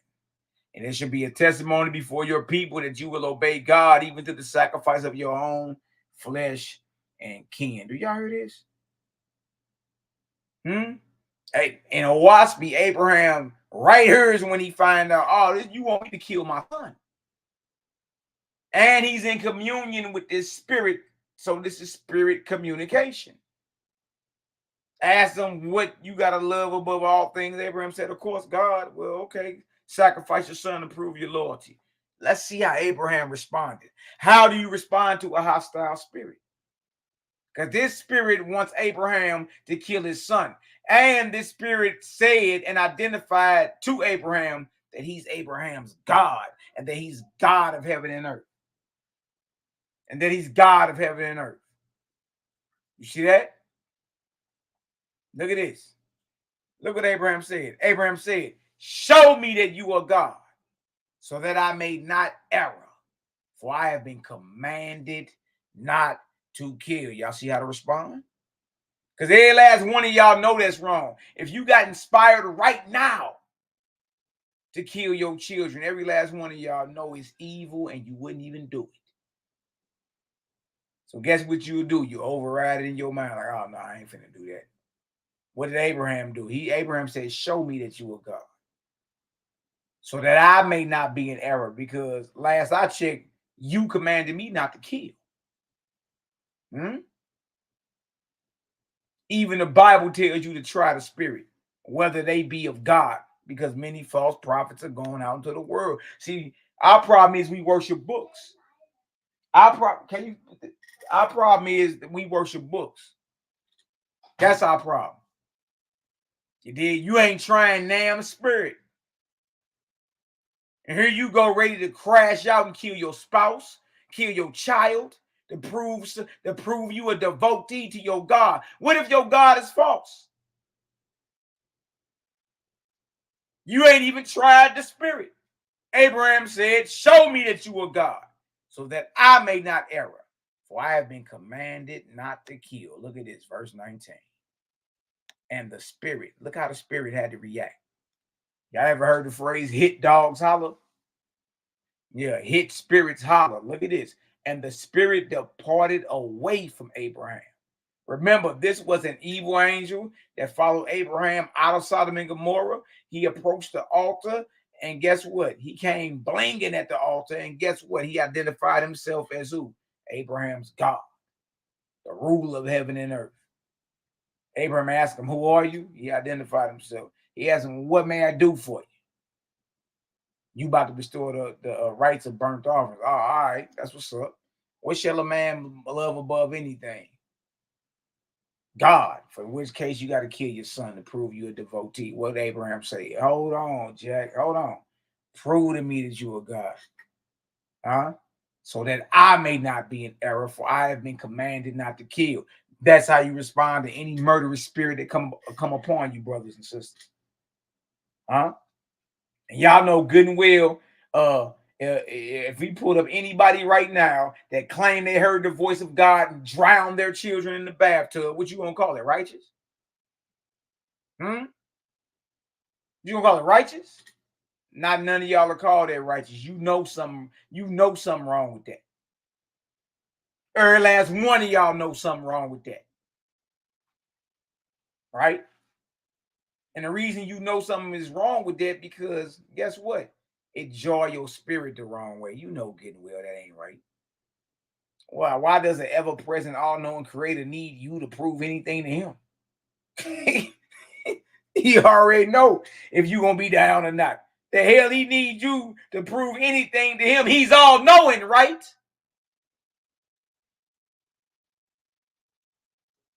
Oh, wait. And the spirit departed away from Abraham, perceiving that he knew the what? The higher law. The higher law. Spirit had to go. Abraham know what's up. And that's how you brothers and sisters supposed to be. Any type of murderous spirit, any type of spirit trying to get you and tempt you to do some type of murder or killing, especially your spouse, your children, any creature created as made alive. You understand? I've been commanded not to kill. That spirit, guess what he had to do? It perceived, the higher law, and that spirit will depart. All right. If you understand so far, give me a 3 up in the chat. And Isaac was greedy at heart, for he desired to witness what a sacrifice was. And the people, these are the people that followed Abraham, all right, from Jireh to this sacrificial spot. Seeing a ram near at hand, went and caught it and slaughtered it and sprinkled the blood on the sacrifice, and they lit the fire and roasted the flesh and took it and gave it to the poor, as if that makes it better. And Abraham called the place Jehovah Jireh, and they returned to the camp. And Abraham, being moved by God, spoke before the people. Look at this. Abraham said, this testimony, I declare to you, regarding which your own brethren are witnesses, that even the chosen of God can be deceived by evil angels. Do y'all hear this? Huh? For they, the evil angels, can take any name: Yahweh, Yahweh, Yahuwah, Yahuwah, Yahweh, Ahia, Yeshua, Yahushai, Yahushai, Yahushua, Yeshua, Yeshua. It don't even matter. Evil angel can take on any name. That even the chosen of God can be deceived by evil angels. We can't be. For they can take any name and form, and having no fear of God before them, declare falsehood for truth and darkness for light. Don't we need to know that? Here we go, quibbling over names. Not dealing with anybody over name, not realizing an evil angel, a false God, can appear in any name, any shape, any form, shape-shifting. And spewing darkness for light and falsehood for truth. It's about this. Hey, but you getting wisdom. You getting wisdom on how to deal with the spirit realm and what we doing. You dig? Yeah, ain't nobody, look, over here we ain't got no problem with nobody leveling up and reading and searching things for themselves. You understand? Just know what you're getting yourself into. All right, spiritual communion is real. All right, so it ain't nothing to be afraid of. It's just letting you know, like, look, you mess around and run into one of them wicked spirits from about 500-600 years ago, still hovering or still trapped or bound to the heavens of the earth. You may run into a wicked, a murderous spirit or something. You got to know how to deal. And also, as you have seen, the evilest of cities, even as well as the purest, may be the abiding place of angels. Boy, I try to tell you, St. Louis, Chicago, LA, New York, Miami, or wherever you at, Louisiana, Baton Rouge, wherever you at, KC, wherever you at. Fact of the matter is, these cities are dwelling places or abiding places of angels, spirits. Why do you think you can leave your hometown and it feels like a whole weight done lifted up off your shoulders? It's a whole different vibration. Look at this. For which reason you should not seek signs and miracles. Exactly. Here you go. You tripping off a sign. You tripping because of what? Somebody levitated or did something crazy. For which reason you should not seek signs and miracles, for these may be from evil spirits. Ain't that true? That's true, right? Think about it. Even in the Bible, Moses with the staff and the warlocks in Egypt with the staff, and both of them were able to turn something that was inanimate, that didn't have life, into something that had life. Yes, those that have evil spirits on them can perform miracles and be a sign worker as well. So you shouldn't be getting caught up in all that. Don't be gullible in spirit. All right? Don't be afraid either. All right? For which reason you should not seek signs and miracles, for they may be from evil spirits, even though they show their bodies or converse learnedly. It is not the power of man to know by words and signs or by oaths or promises what is true. Flat out. Flat out. It wasn't given to you to know truth through any of that.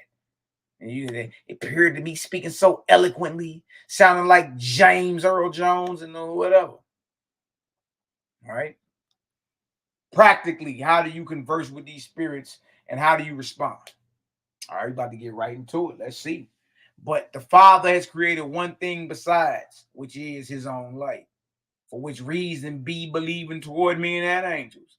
And when they teach you according to the Creator, which is life to all and happiness to all, without sacrifice to any, they are holy. So now you know if they come teaching these things, okay, well, that's a spirit that roll with the Creator. That's what's up. Greetings. You know what I mean? Share some of that wisdom with me, big brother, big sister. Now you can converse just like, because there ain't nothing but people who have passed on. You converse with them like you converse with your people right next to you. All right. So if the spirit or the angel come teaching or that's communing with you, is telling you or teaching you about what? And when they teach you according to Creator, which is that they teaching about life to all and happiness to all without sacrifice to any, they are holy. Verse 5.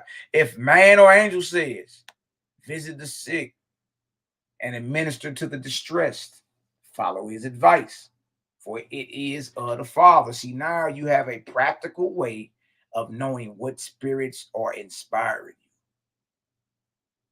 you. All right? Where you can call it down for a surety. Okay, yeah, that's of the Father. Yeah, I'm about to go feed the homeless. That's of the Father. Let me go visit the sick, pray for the sick. That's of the Father. I'm being inspired to feed the homeless and pray for the sick. All right, I'm being inspired, and what I'm in communication about is about life to all and happiness to all. Why don't you got a right to be happy? What make you feel as if you obligated to be sad and bound to doom and gloom? Why not? You brothers and sisters actually have liberty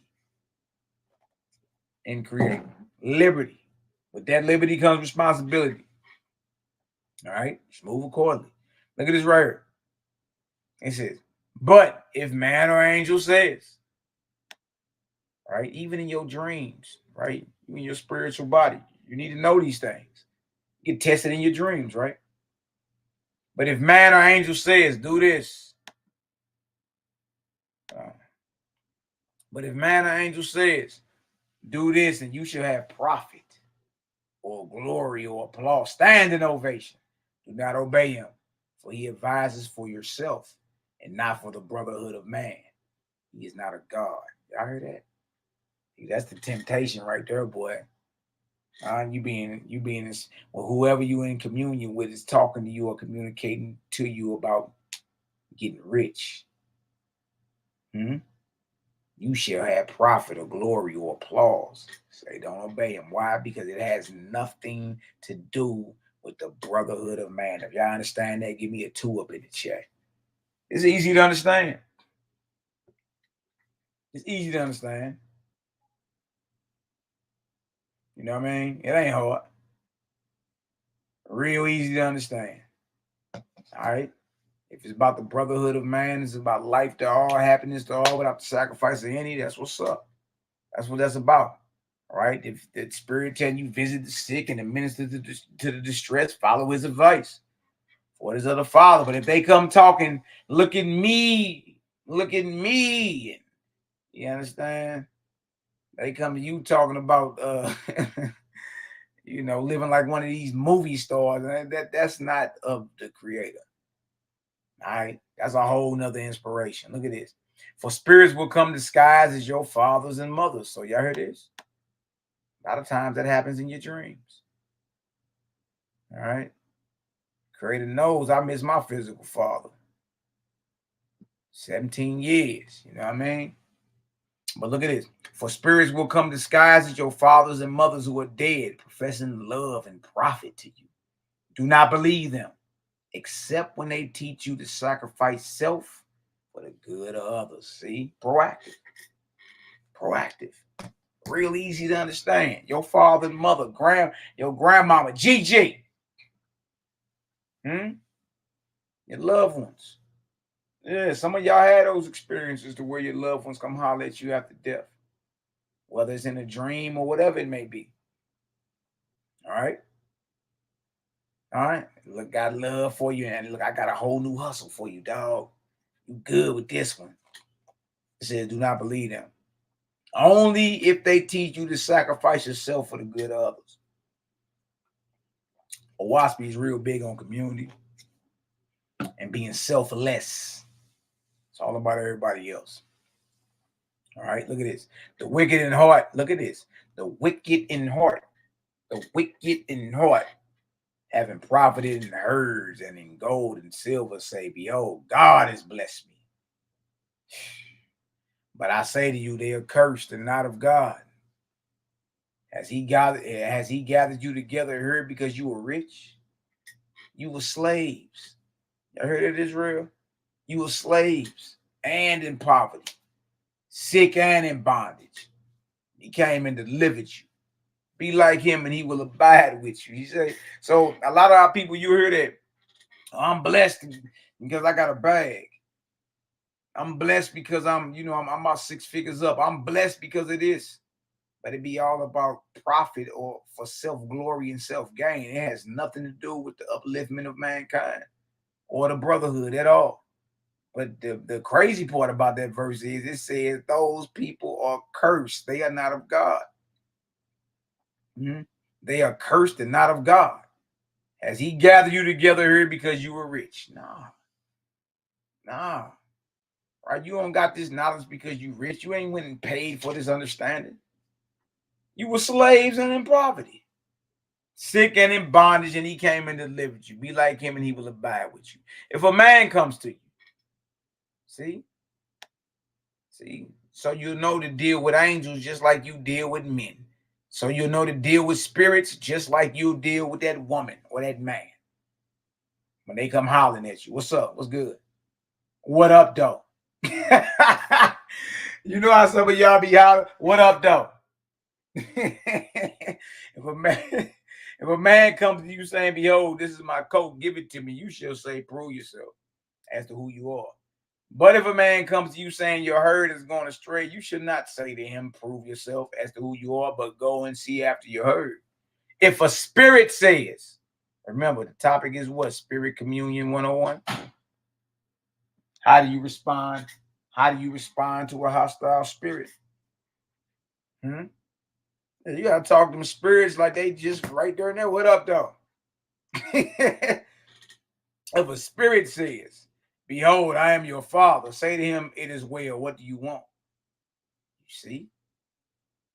Because, hey, a familiar spirit may come holler at you in the shape and form of your deceased father, or your deceased mother, or your deceased loved one, right? You are to respond, or Abraham responded, it is well, what do you want? And why is that so hard to understand? You do it all the time. Let somebody call your phone, huh? You gonna want to know why they calling your phone. What's up? What it do? What up though? Shalom. Yahoo. You gonna want to know what's going on. Talk to me. It's the same thing. And that's what OWAS be showing. Like you deal with men, deal with them spirits. Like you deal with men, deal with them angels. Be a straight shooter, right? Because again, the only way to understand if they are of creator or not is the message. That's it. All right. And when he answers you, consider if his words are of God, which are for the glory of the creator. And if his words are not of God, you should challenge him to prove himself. You're supposed to be challenging the spirits to prove yourself. Abraham just did. Prove to me that you God. That's how you challenge them to prove themselves. Prove to me. No, I don't believe that. That sound off. No, I'm good. Prove to me. A lot of y'all ain't know you can be straightforward. You can be straightforward when you spiritually commune. Straightforward. You dreaming and there's all type of stuff going on. Straightforward. What's up? What you want? What up, dog? What you want? Challenge him to prove himself. As God is captain of heaven and earth to all righteous souls, so is there a Satan who is captain over evil spirits. And to the extent that the king's people do not have faith in the Father, so do their souls fall prey to Satan and his hosts. Yet neither shall man flatter himself by saying, behold, I have joined the Israelites. I have joined the faithists. My soul shall escape hell.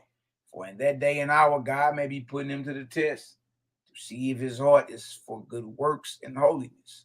But because you profess God, you are doubly bound to practice godliness.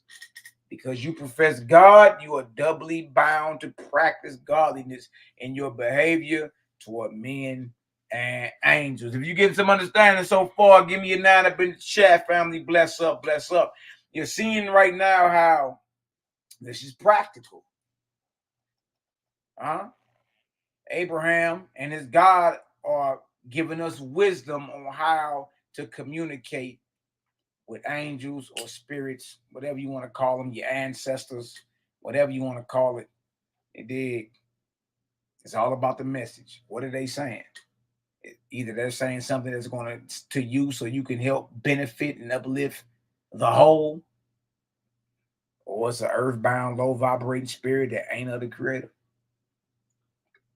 Even down to the rich man who will boast in his riches. He said he cursed. He's not of God. Dang. Now that's crazy. All right. We're going to jump on down to chapter 12. Chapter 12. All right. I want to show how Abraham conversing. All right. Oh, this is a good one too. Dang. Yeah, let's start yeah, I'm gonna jump on. I'm gonna start at chapter 11, verse 23. Abraham and his people came into Egypt. There's a lot of lies on these brothers. Abraham, Moses. A lot of lies been said on these brothers, man. You know what I mean?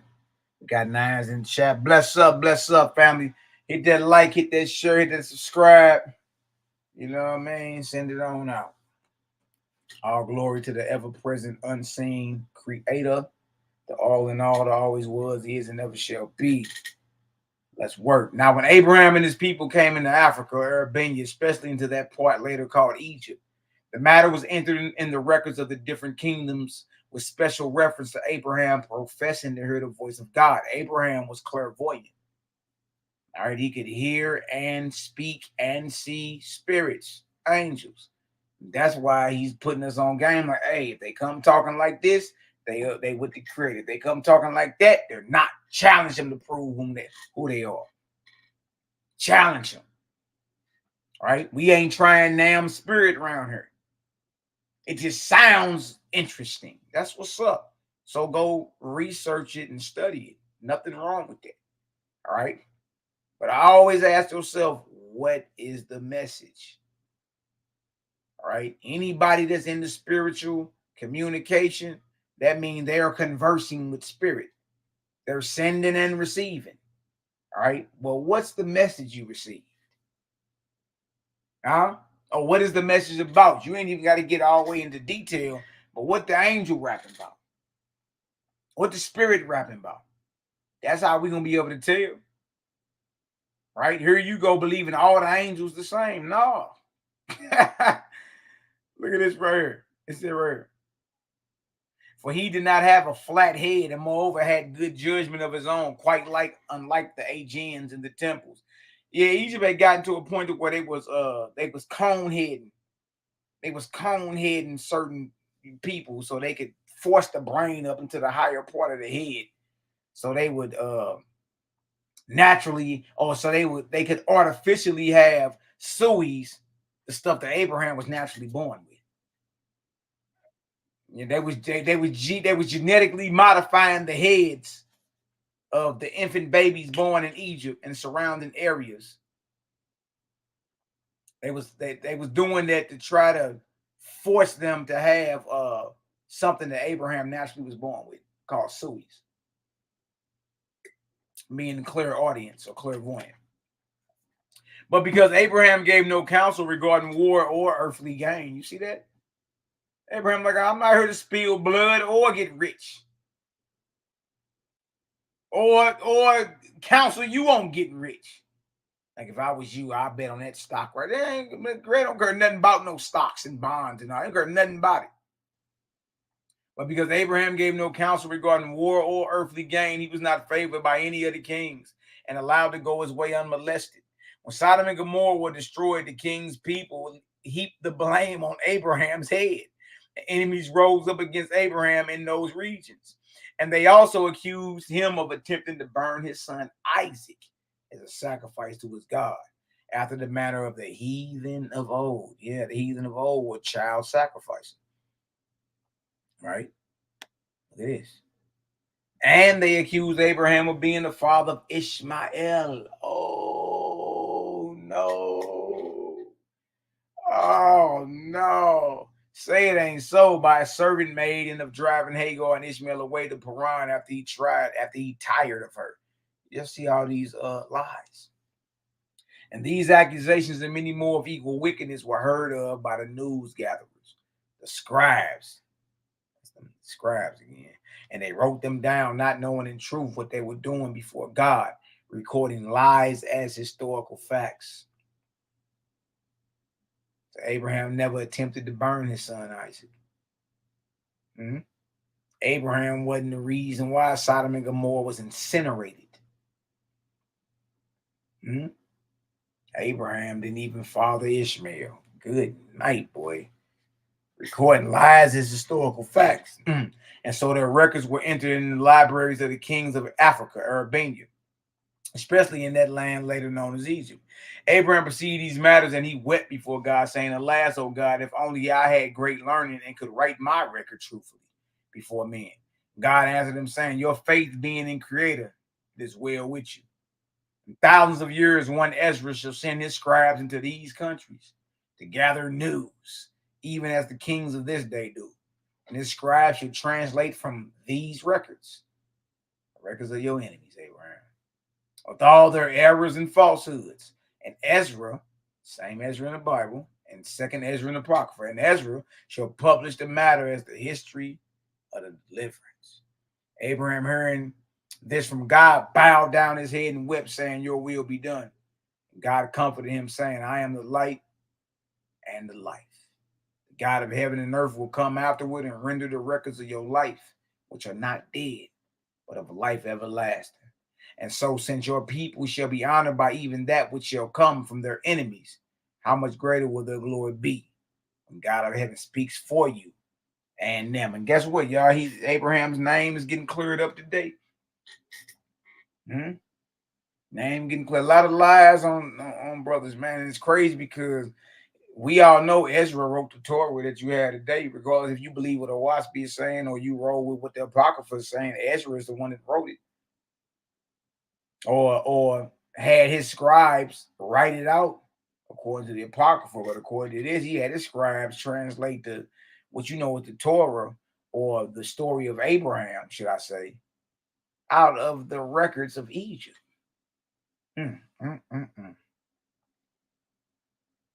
First book of God, chapter 12. Y'all get some understanding. Give me an 8 up in the chat. Bless up. We almost done, too. You know what I mean? Shout out to the brothers and sisters in the chat, man. Ain't nothing but love and light over this way. And that's what we need to realize. Look, your creator ain't never been nothing but love. They've been lying not just on Abraham, not just on Moses and Yahshua. They've been lying on the creator. Whole time, man. Whole time. And deep down in your spirit, you knew something was off. Abraham inquired of God concerning the king's people and the faithless. God said, whomever I lead to you should be yours. From this time forward, you should be father to all men, women, and children that are yours. They should be your family. But all other people shall not be yours, neither shall you be a father nor a prophet to them. You should not make laws for the king's peoples, nor laws between your people and them. You should be of your own people, and for your own people forever. Neither shall your people have anything in common with the king's peoples, nor with any other people under the sun. Nor shall you enter into treaties or alliances in any way whatsoever. Both your labor and the labor of your people are for a creator through the Lord your God. But regarding the intercourse between yours and the king's peoples, be circumspect to give full value to the fraction in buying and selling. So creator letting Abraham know, look, don't be scandalous when you buying and selling. All right, measure that deal down to a tenth of a gram. That's what it say. It say, be circumspect, be careful to give full value to the fraction in buying and selling. So what you weighing up, make sure it's all the way down to the fraction. Make sure it's down to a tenth of a gram. Look at this. Look at this. It says, in buying and selling, neither permit my chosen to accept presents, nor otherwise become obligated to other peoples. For it is the law of your God. For above all things, it shall not be said by the king's peoples, behold, I made them. For I say to you, neither kings nor rich men make the people of your God. For I say to you that neither kings nor rich men make the people of your God. Flat out. Whoever would give you gifts, let him quit his people and come and dwell with my people in person and spirit. You want to patronize, he say, come on home. Jump on down on the team. I cannot be put off with money and with gifts like a peevish child or a one-time woman. Shall a man say, here are gifts for your God? He is a good enough God. But as for my soul, it is too good to give to you or your God. Nor shall you permit your people to marry with the king's people for the same reason. But whoever desires to marry my daughters, let him first come and dwell with my people, proving that he has forsaken all the idolatrous gods for the Creator's sake. It shall be the same with your sons. If they desire strange damsels, those wide hip women's, those strange damsels, they shall first bring them to dwell 1 year among my chosen. They say, look, you're going to get married, have your fiance and them come on over and dwell with us. Abraham inquired concerning government. And God said to Abraham to teach people to dwell together in peace, order, harmony, and love. Being disciplined to these, what more is required? Government belongs to the king's peoples. Abraham said, oh God, teach me more regarding these matters. For I am like one in a dark cellar groping about. Behold, my people are unlearned. God said, who is learned? I say to you, he who knows the stars, rocks, mountains, valleys, and all that is living and dead, and the languages of the ancients, but does not know the Creator, is unlearned. But he who knows the Creator is learned indeed. You brother Creator gang, man. Shout out to the Creator gang. You brothers and sisters are very learned, according to what we read. Sounds like earthly wisdom is foolish. Look at this. It is better that your people dwell in tents and under trees, and the children roll on the ground and do not die, but grow strong in person and in spirit for the glory of the Creator, and to dwell like the king's peoples in magnificent cities and in lust and death. To your God, your people are a most learned people. See what Abraham's God told him, man, look, y'all, look, your people are most learned. Why? Because they tapped in with the Creator. You chosen, or you want to be chosen, choose Creator. That's it. That's it. Creator saying that's where the scholars at, those that choose him. And it's not Jabari.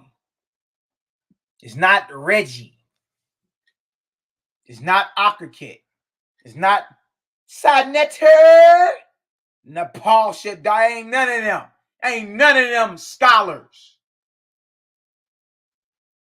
Only those that know Creator. Those are those who are learned in his eyes, in his presence. Y'all see that? Abraham inquired of the Lord concerning servitude. And God answered him, saying, there is only one master, even Creator. Your people shall be his servants only. Your people shall be his servants only. But all people have loves. A damsel says to her lover, I will be your servant. And he marries her. A man says to another, your judgment is greater than mine. I will be your servant. And the man takes him in love to work for him. Therefore, for convenience sake, you may say master and servant. Nevertheless, my chosen shall not in fact have either masters or servants, or the one shall not have authority over the other, except by love and free consent. Abraham asked concerning the products of labor. God said to Abraham, what I have said regarding servants and masters also applies to the productions that come out of the earth. Nothing belongs to any man. Nothing belongs to any man. For all things are mine, says the Creator. Flat out, boy. Bag drop. Bag drop, boy. Ball gang. What is we even talking about her? Running around here calling yourself a landlord. We around here getting taxed and subjugated. But we allow ourselves to get taxed and subjugated. I swear that nigga Bill the coldest nigga that ever walked this earth. Because Bill extorted everybody. Everybody pay Bill. That nigga Bill, boy. That bad. Look, I think everybody needs to stop bragging. Because everyone in this earth pay a nigga named Bill every month, or it's like that. Abraham asked concerning the products of labor. God said to Abraham, what I have said regarding servants and masters also applies to the productions that come out of the earth. Nothing belongs to any man. Nothing belongs to any man, for all things are mine, says the Creator. Nevertheless, for convenience sake, you may say this is his product, or that belongs to another, but still he holds it only by his Creator's consent. Let all men render to the Creator his creations, for they are Jehovah's or Yahweh's. After that, Abraham says, some men grow flax, some wool, and some corn, but the seasons do not bring forth alike to all. Others spin and weave, and others make butter and cheese. Abraham dropping bars up in this deal. Others spin and weave, and others make butter and cheese. Yet this also happens. One man is strong, another weak. One rises with the sun and toils all day, another sits on the bank fishing. Now, when the products are brought in, lo and behold, there are no two that are equal. God said every man's matters between him and his Creator. And God said every man's matters is between him and his Creator. According to diligence and industry, he rewards them in the end. That's cold. That's cold. And God said every man's matters between him and his Creator. All right. According to diligence and industry, he rewards them in the end. He who perceives this knows his heavenly Father. He who does not perceive it dwells in darkness. Do you hear this? You hear this? Wee. According to diligence and industry, he rewards them in the end. He who perceives this knows his heavenly Father. He who does not perceive it dwells in darkness. Abraham said, shall the lazy be rebuked, and those that shirk be upbraided? And God said, no. Let all your people bring their products and cast them before you, saying, this is my sacrifice to the Creator. You distribute it. And if some do not bring anything, neither rebuke them nor pity them. They are the sons and daughters of your God. And if some decorate themselves with fine raiment or jewels, do not censor them. Your God searches their hearts. That's crazy, because in Acts, the 5th chapter, it was a couple that came, like everybody was coming and laying all their belongings at the feet of the apostles, Peter and them. In Acts chapter 5, it was a husband and wife couple that sold a possession but didn't bring everything. And basically Peter opened up his mouth and both of them dropped dead. You ain't lied to me, you lied to the Holy Spirit. He dropped dead, and his wife came in with all the Gucci bags, and she dropped dead. But in her, look at the mercy of creating her. And God said, no, let all your people bring their products and cast them before you, saying, this is my sacrifice to Creator. You distribute it. And if some, like the couple in Acts the 5th chapter, Ananias and Sapphira, and if some do not bring anything, neither rebuke them nor pity them. They are the sons and daughters of your God. And if some decorate themselves with fine raiment or jewels, do not censor them. If God searches their hearts. Look at that. I see that. Abraham asked concerning lands. God said, consider the way of your God. Did I go to the king and to the rich man and say, give me your sons and daughters? No. But I went to those who were despised by the king and the rich. And I said, come, and they came. And when you came here, did I say, take the king's lands or the rich man's? No. But I led you to that which was neglected and waste in the eyes of the king's peoples. And I said, this is your inheritance. It is sufficient for you and your people to buy burying places for the dead, which shall not be disturbed, but neither buy nor sell any other lands. Creator ain't with all that buying and selling land. It's his land. What are you selling? How are you selling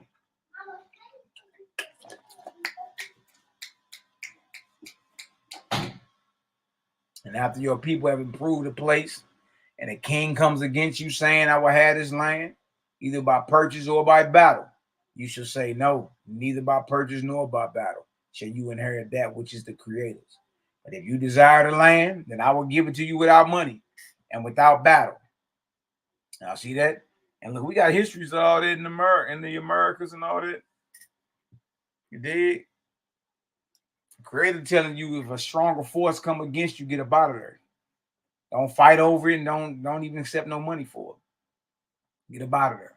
It ain't your land anyway. You can't sell it nor spill blood over it. All right. Then I will give it to you without money and without battle. And it shall come to pass that my chosen shall be driven from place to place, where I will lead them. And they shall make the wastelands bloom like gardens, and the desert yield ample harvest. For they shall dig wells and till the soil, and prove to the nations of the earth the glory of my works. And they shall be cut down, driven away, and scattered. But I will come and gather them together. Their places shall be inherited.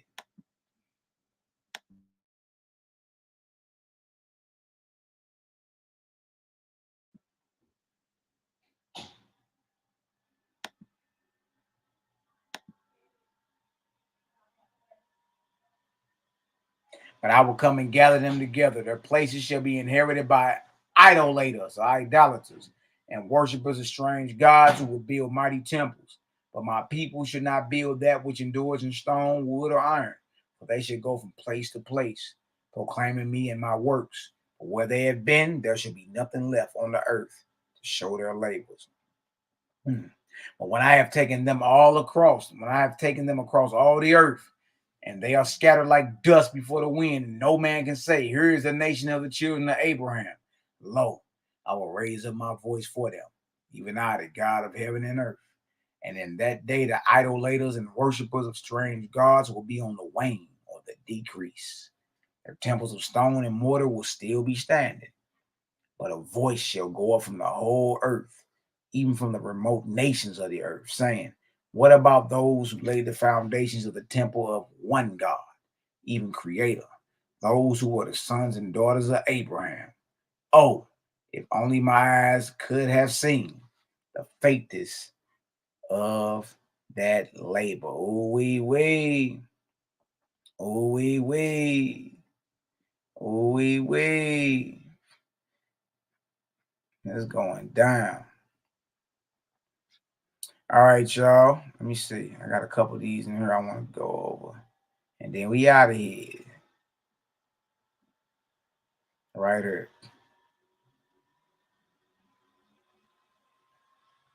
Right here. All right. First book of God. God's first book, chapter 13, verse 17. On down. All right. And at least, guess what, y'all? Now we understand how to respond and how to speak to any of these so-called spirits or angels when they come hollering. You need to know that. Everybody's getting different philosophies, different spiritual systems, reading all type of things or whatever. Dreams is turning up. Spiritual communion is turning up. You need to know how to identify what kind of spirits these are and how to respond. All right? You need to know that. And if you don't know that, you might want to stand down until you develop the basics. You did how to respond, what to say. You understand? And when you hear something sideways, most definitely go against that and make them prove themselves. Just like Abraham said, prove to me you God. And that's all you got to say. That's how you make them prove themselves. Prove to me you God.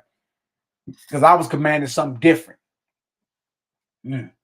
He got up out of there, didn't he? You can see Abraham knew the higher law. Good night, boy. Check the chat real quick. How y'all doing? Everybody all good? With the Gucci bags. Yeah. All right, y'all. Last bit of it. And we about here. All praises and glory to the Creator. Look at this right here. And God said to Abraham, divide your people into families of tens and families of hundreds and families of thousands, and get each family one rabbah, and yet to all of them together one chief rabbah.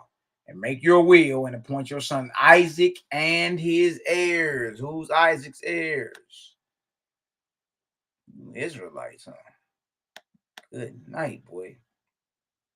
By his wife Rebekah to be your successors, so that my voice may remain with my chosen.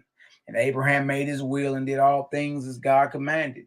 And he further made the rabbis officers in the rights of Imetakava, the rights of faithism, y'all, and communicated the sacred name of the Creator, Et or Ah, to them as well as the plans of the upper and lower heavens. See, Abraham knew all that.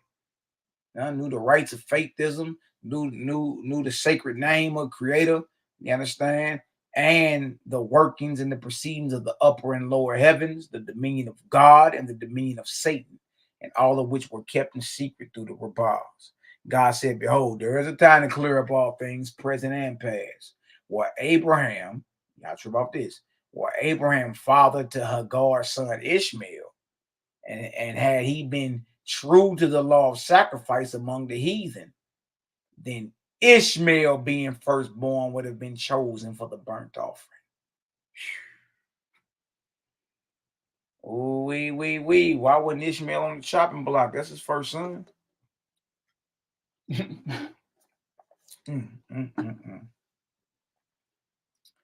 In which matter the Ezra Bible is shown to be false before Creator. In regard to Abraham, Ishmael, and Isaac, and the burnt offering also, which words were not my words, nor the words of my angels, but the words of the Egyptian record in the Abraham's history and of the first Phoenician Bible. Ball game, boy. Ball game. Serious business. Serious business it is. I've been going for a little bit over 2 hours. That's what's up. You dig? All right, y'all. Give me a 7 up in the chat if y'all got some understanding. Give me a 7 up in the chat if y'all got some understanding. Spirit Communion 101, how to respond to hostile spirits. And we see all through there, Abraham was in communion. All right, speaking to his God. And look, even had to check the false God. Like, nah. And then he put his people on game. Even the chosen of God can be deceived by evil angels because they can take on any name and any form. Huh? What's the message? You dig? What's the message? If you in communion with spirits, and because a lot of people love to brag about it too. I found out the real ones ain't even bragging. The ones that really have a real authentic, you understand, they ain't even bragging like, certain people I've been listening or hearing. Just talking all fast, trying to use big words. And this is like, nah. You ain't, you look, either you pump faking or you telling us something somebody told you. You ain't had your own experience, though. You don't know for yourself. And ain't nothing wrong with that. Know for yourself. Right? It could be in your prayers when you praying and meditating to credit. I want to know for myself. I don't want to know based off with what I'm reading or what somebody else's experience. I want to know for myself. You dig? Any questions? I see we got 7s up in the chat, y'all. All praise. Any questions before we get up out of here? I'm gonna get on up out of here and wrestle these little short leggers down. I see y'all in the building. They can see La Shalom. Well, you over there nodding off. You ain't slobbing, is you, brother? Bless up, gang. Blessing. Y'all go over there and like, subscribe, and share. See La Shalom TV. You know what I mean? Bro been putting in work. He got a whole university over there. Bro been putting in work for a very, very long time. Y'all go tap in with the God, man. Good brother right there.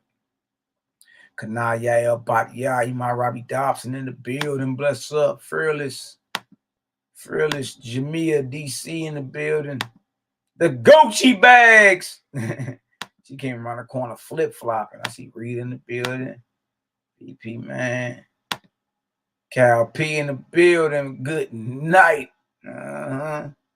LeBron Joe. Misha in the building. What up, Misha? Telling them my short leg nephews what it do. What up, dog? Shalom and blessings. Pamela J. What's the word, love? Bree Maccabee in the building. That's what I'm talking about, sis. Well, the creator is marvelous. The creator delivers you and your newborn baby girl, man. I salute the house of YAH'KI Maccabee, you dig? And my heart rejoices, sister, that you came through that. You know what I mean? We sent up some massive prayers and all that and chose to rejoice and believe. We knew you was going to be good. I felt it.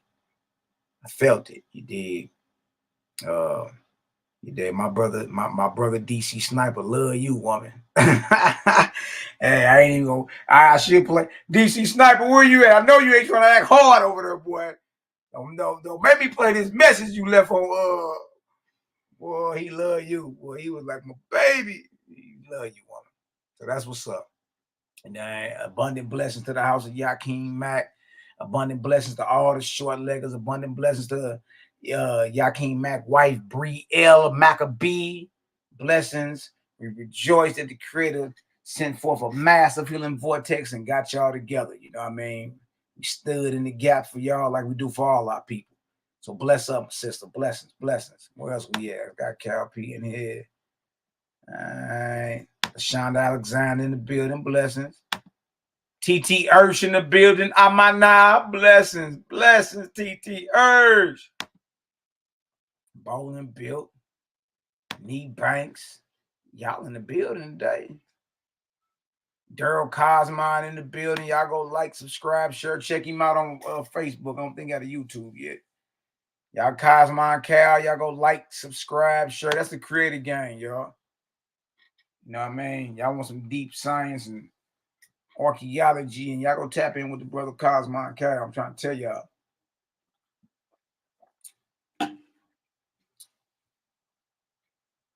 All good.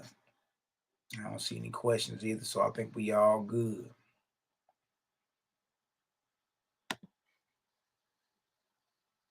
That's right. That's right. All praises. Does the Bible describe angel discernment? Man, that's a good.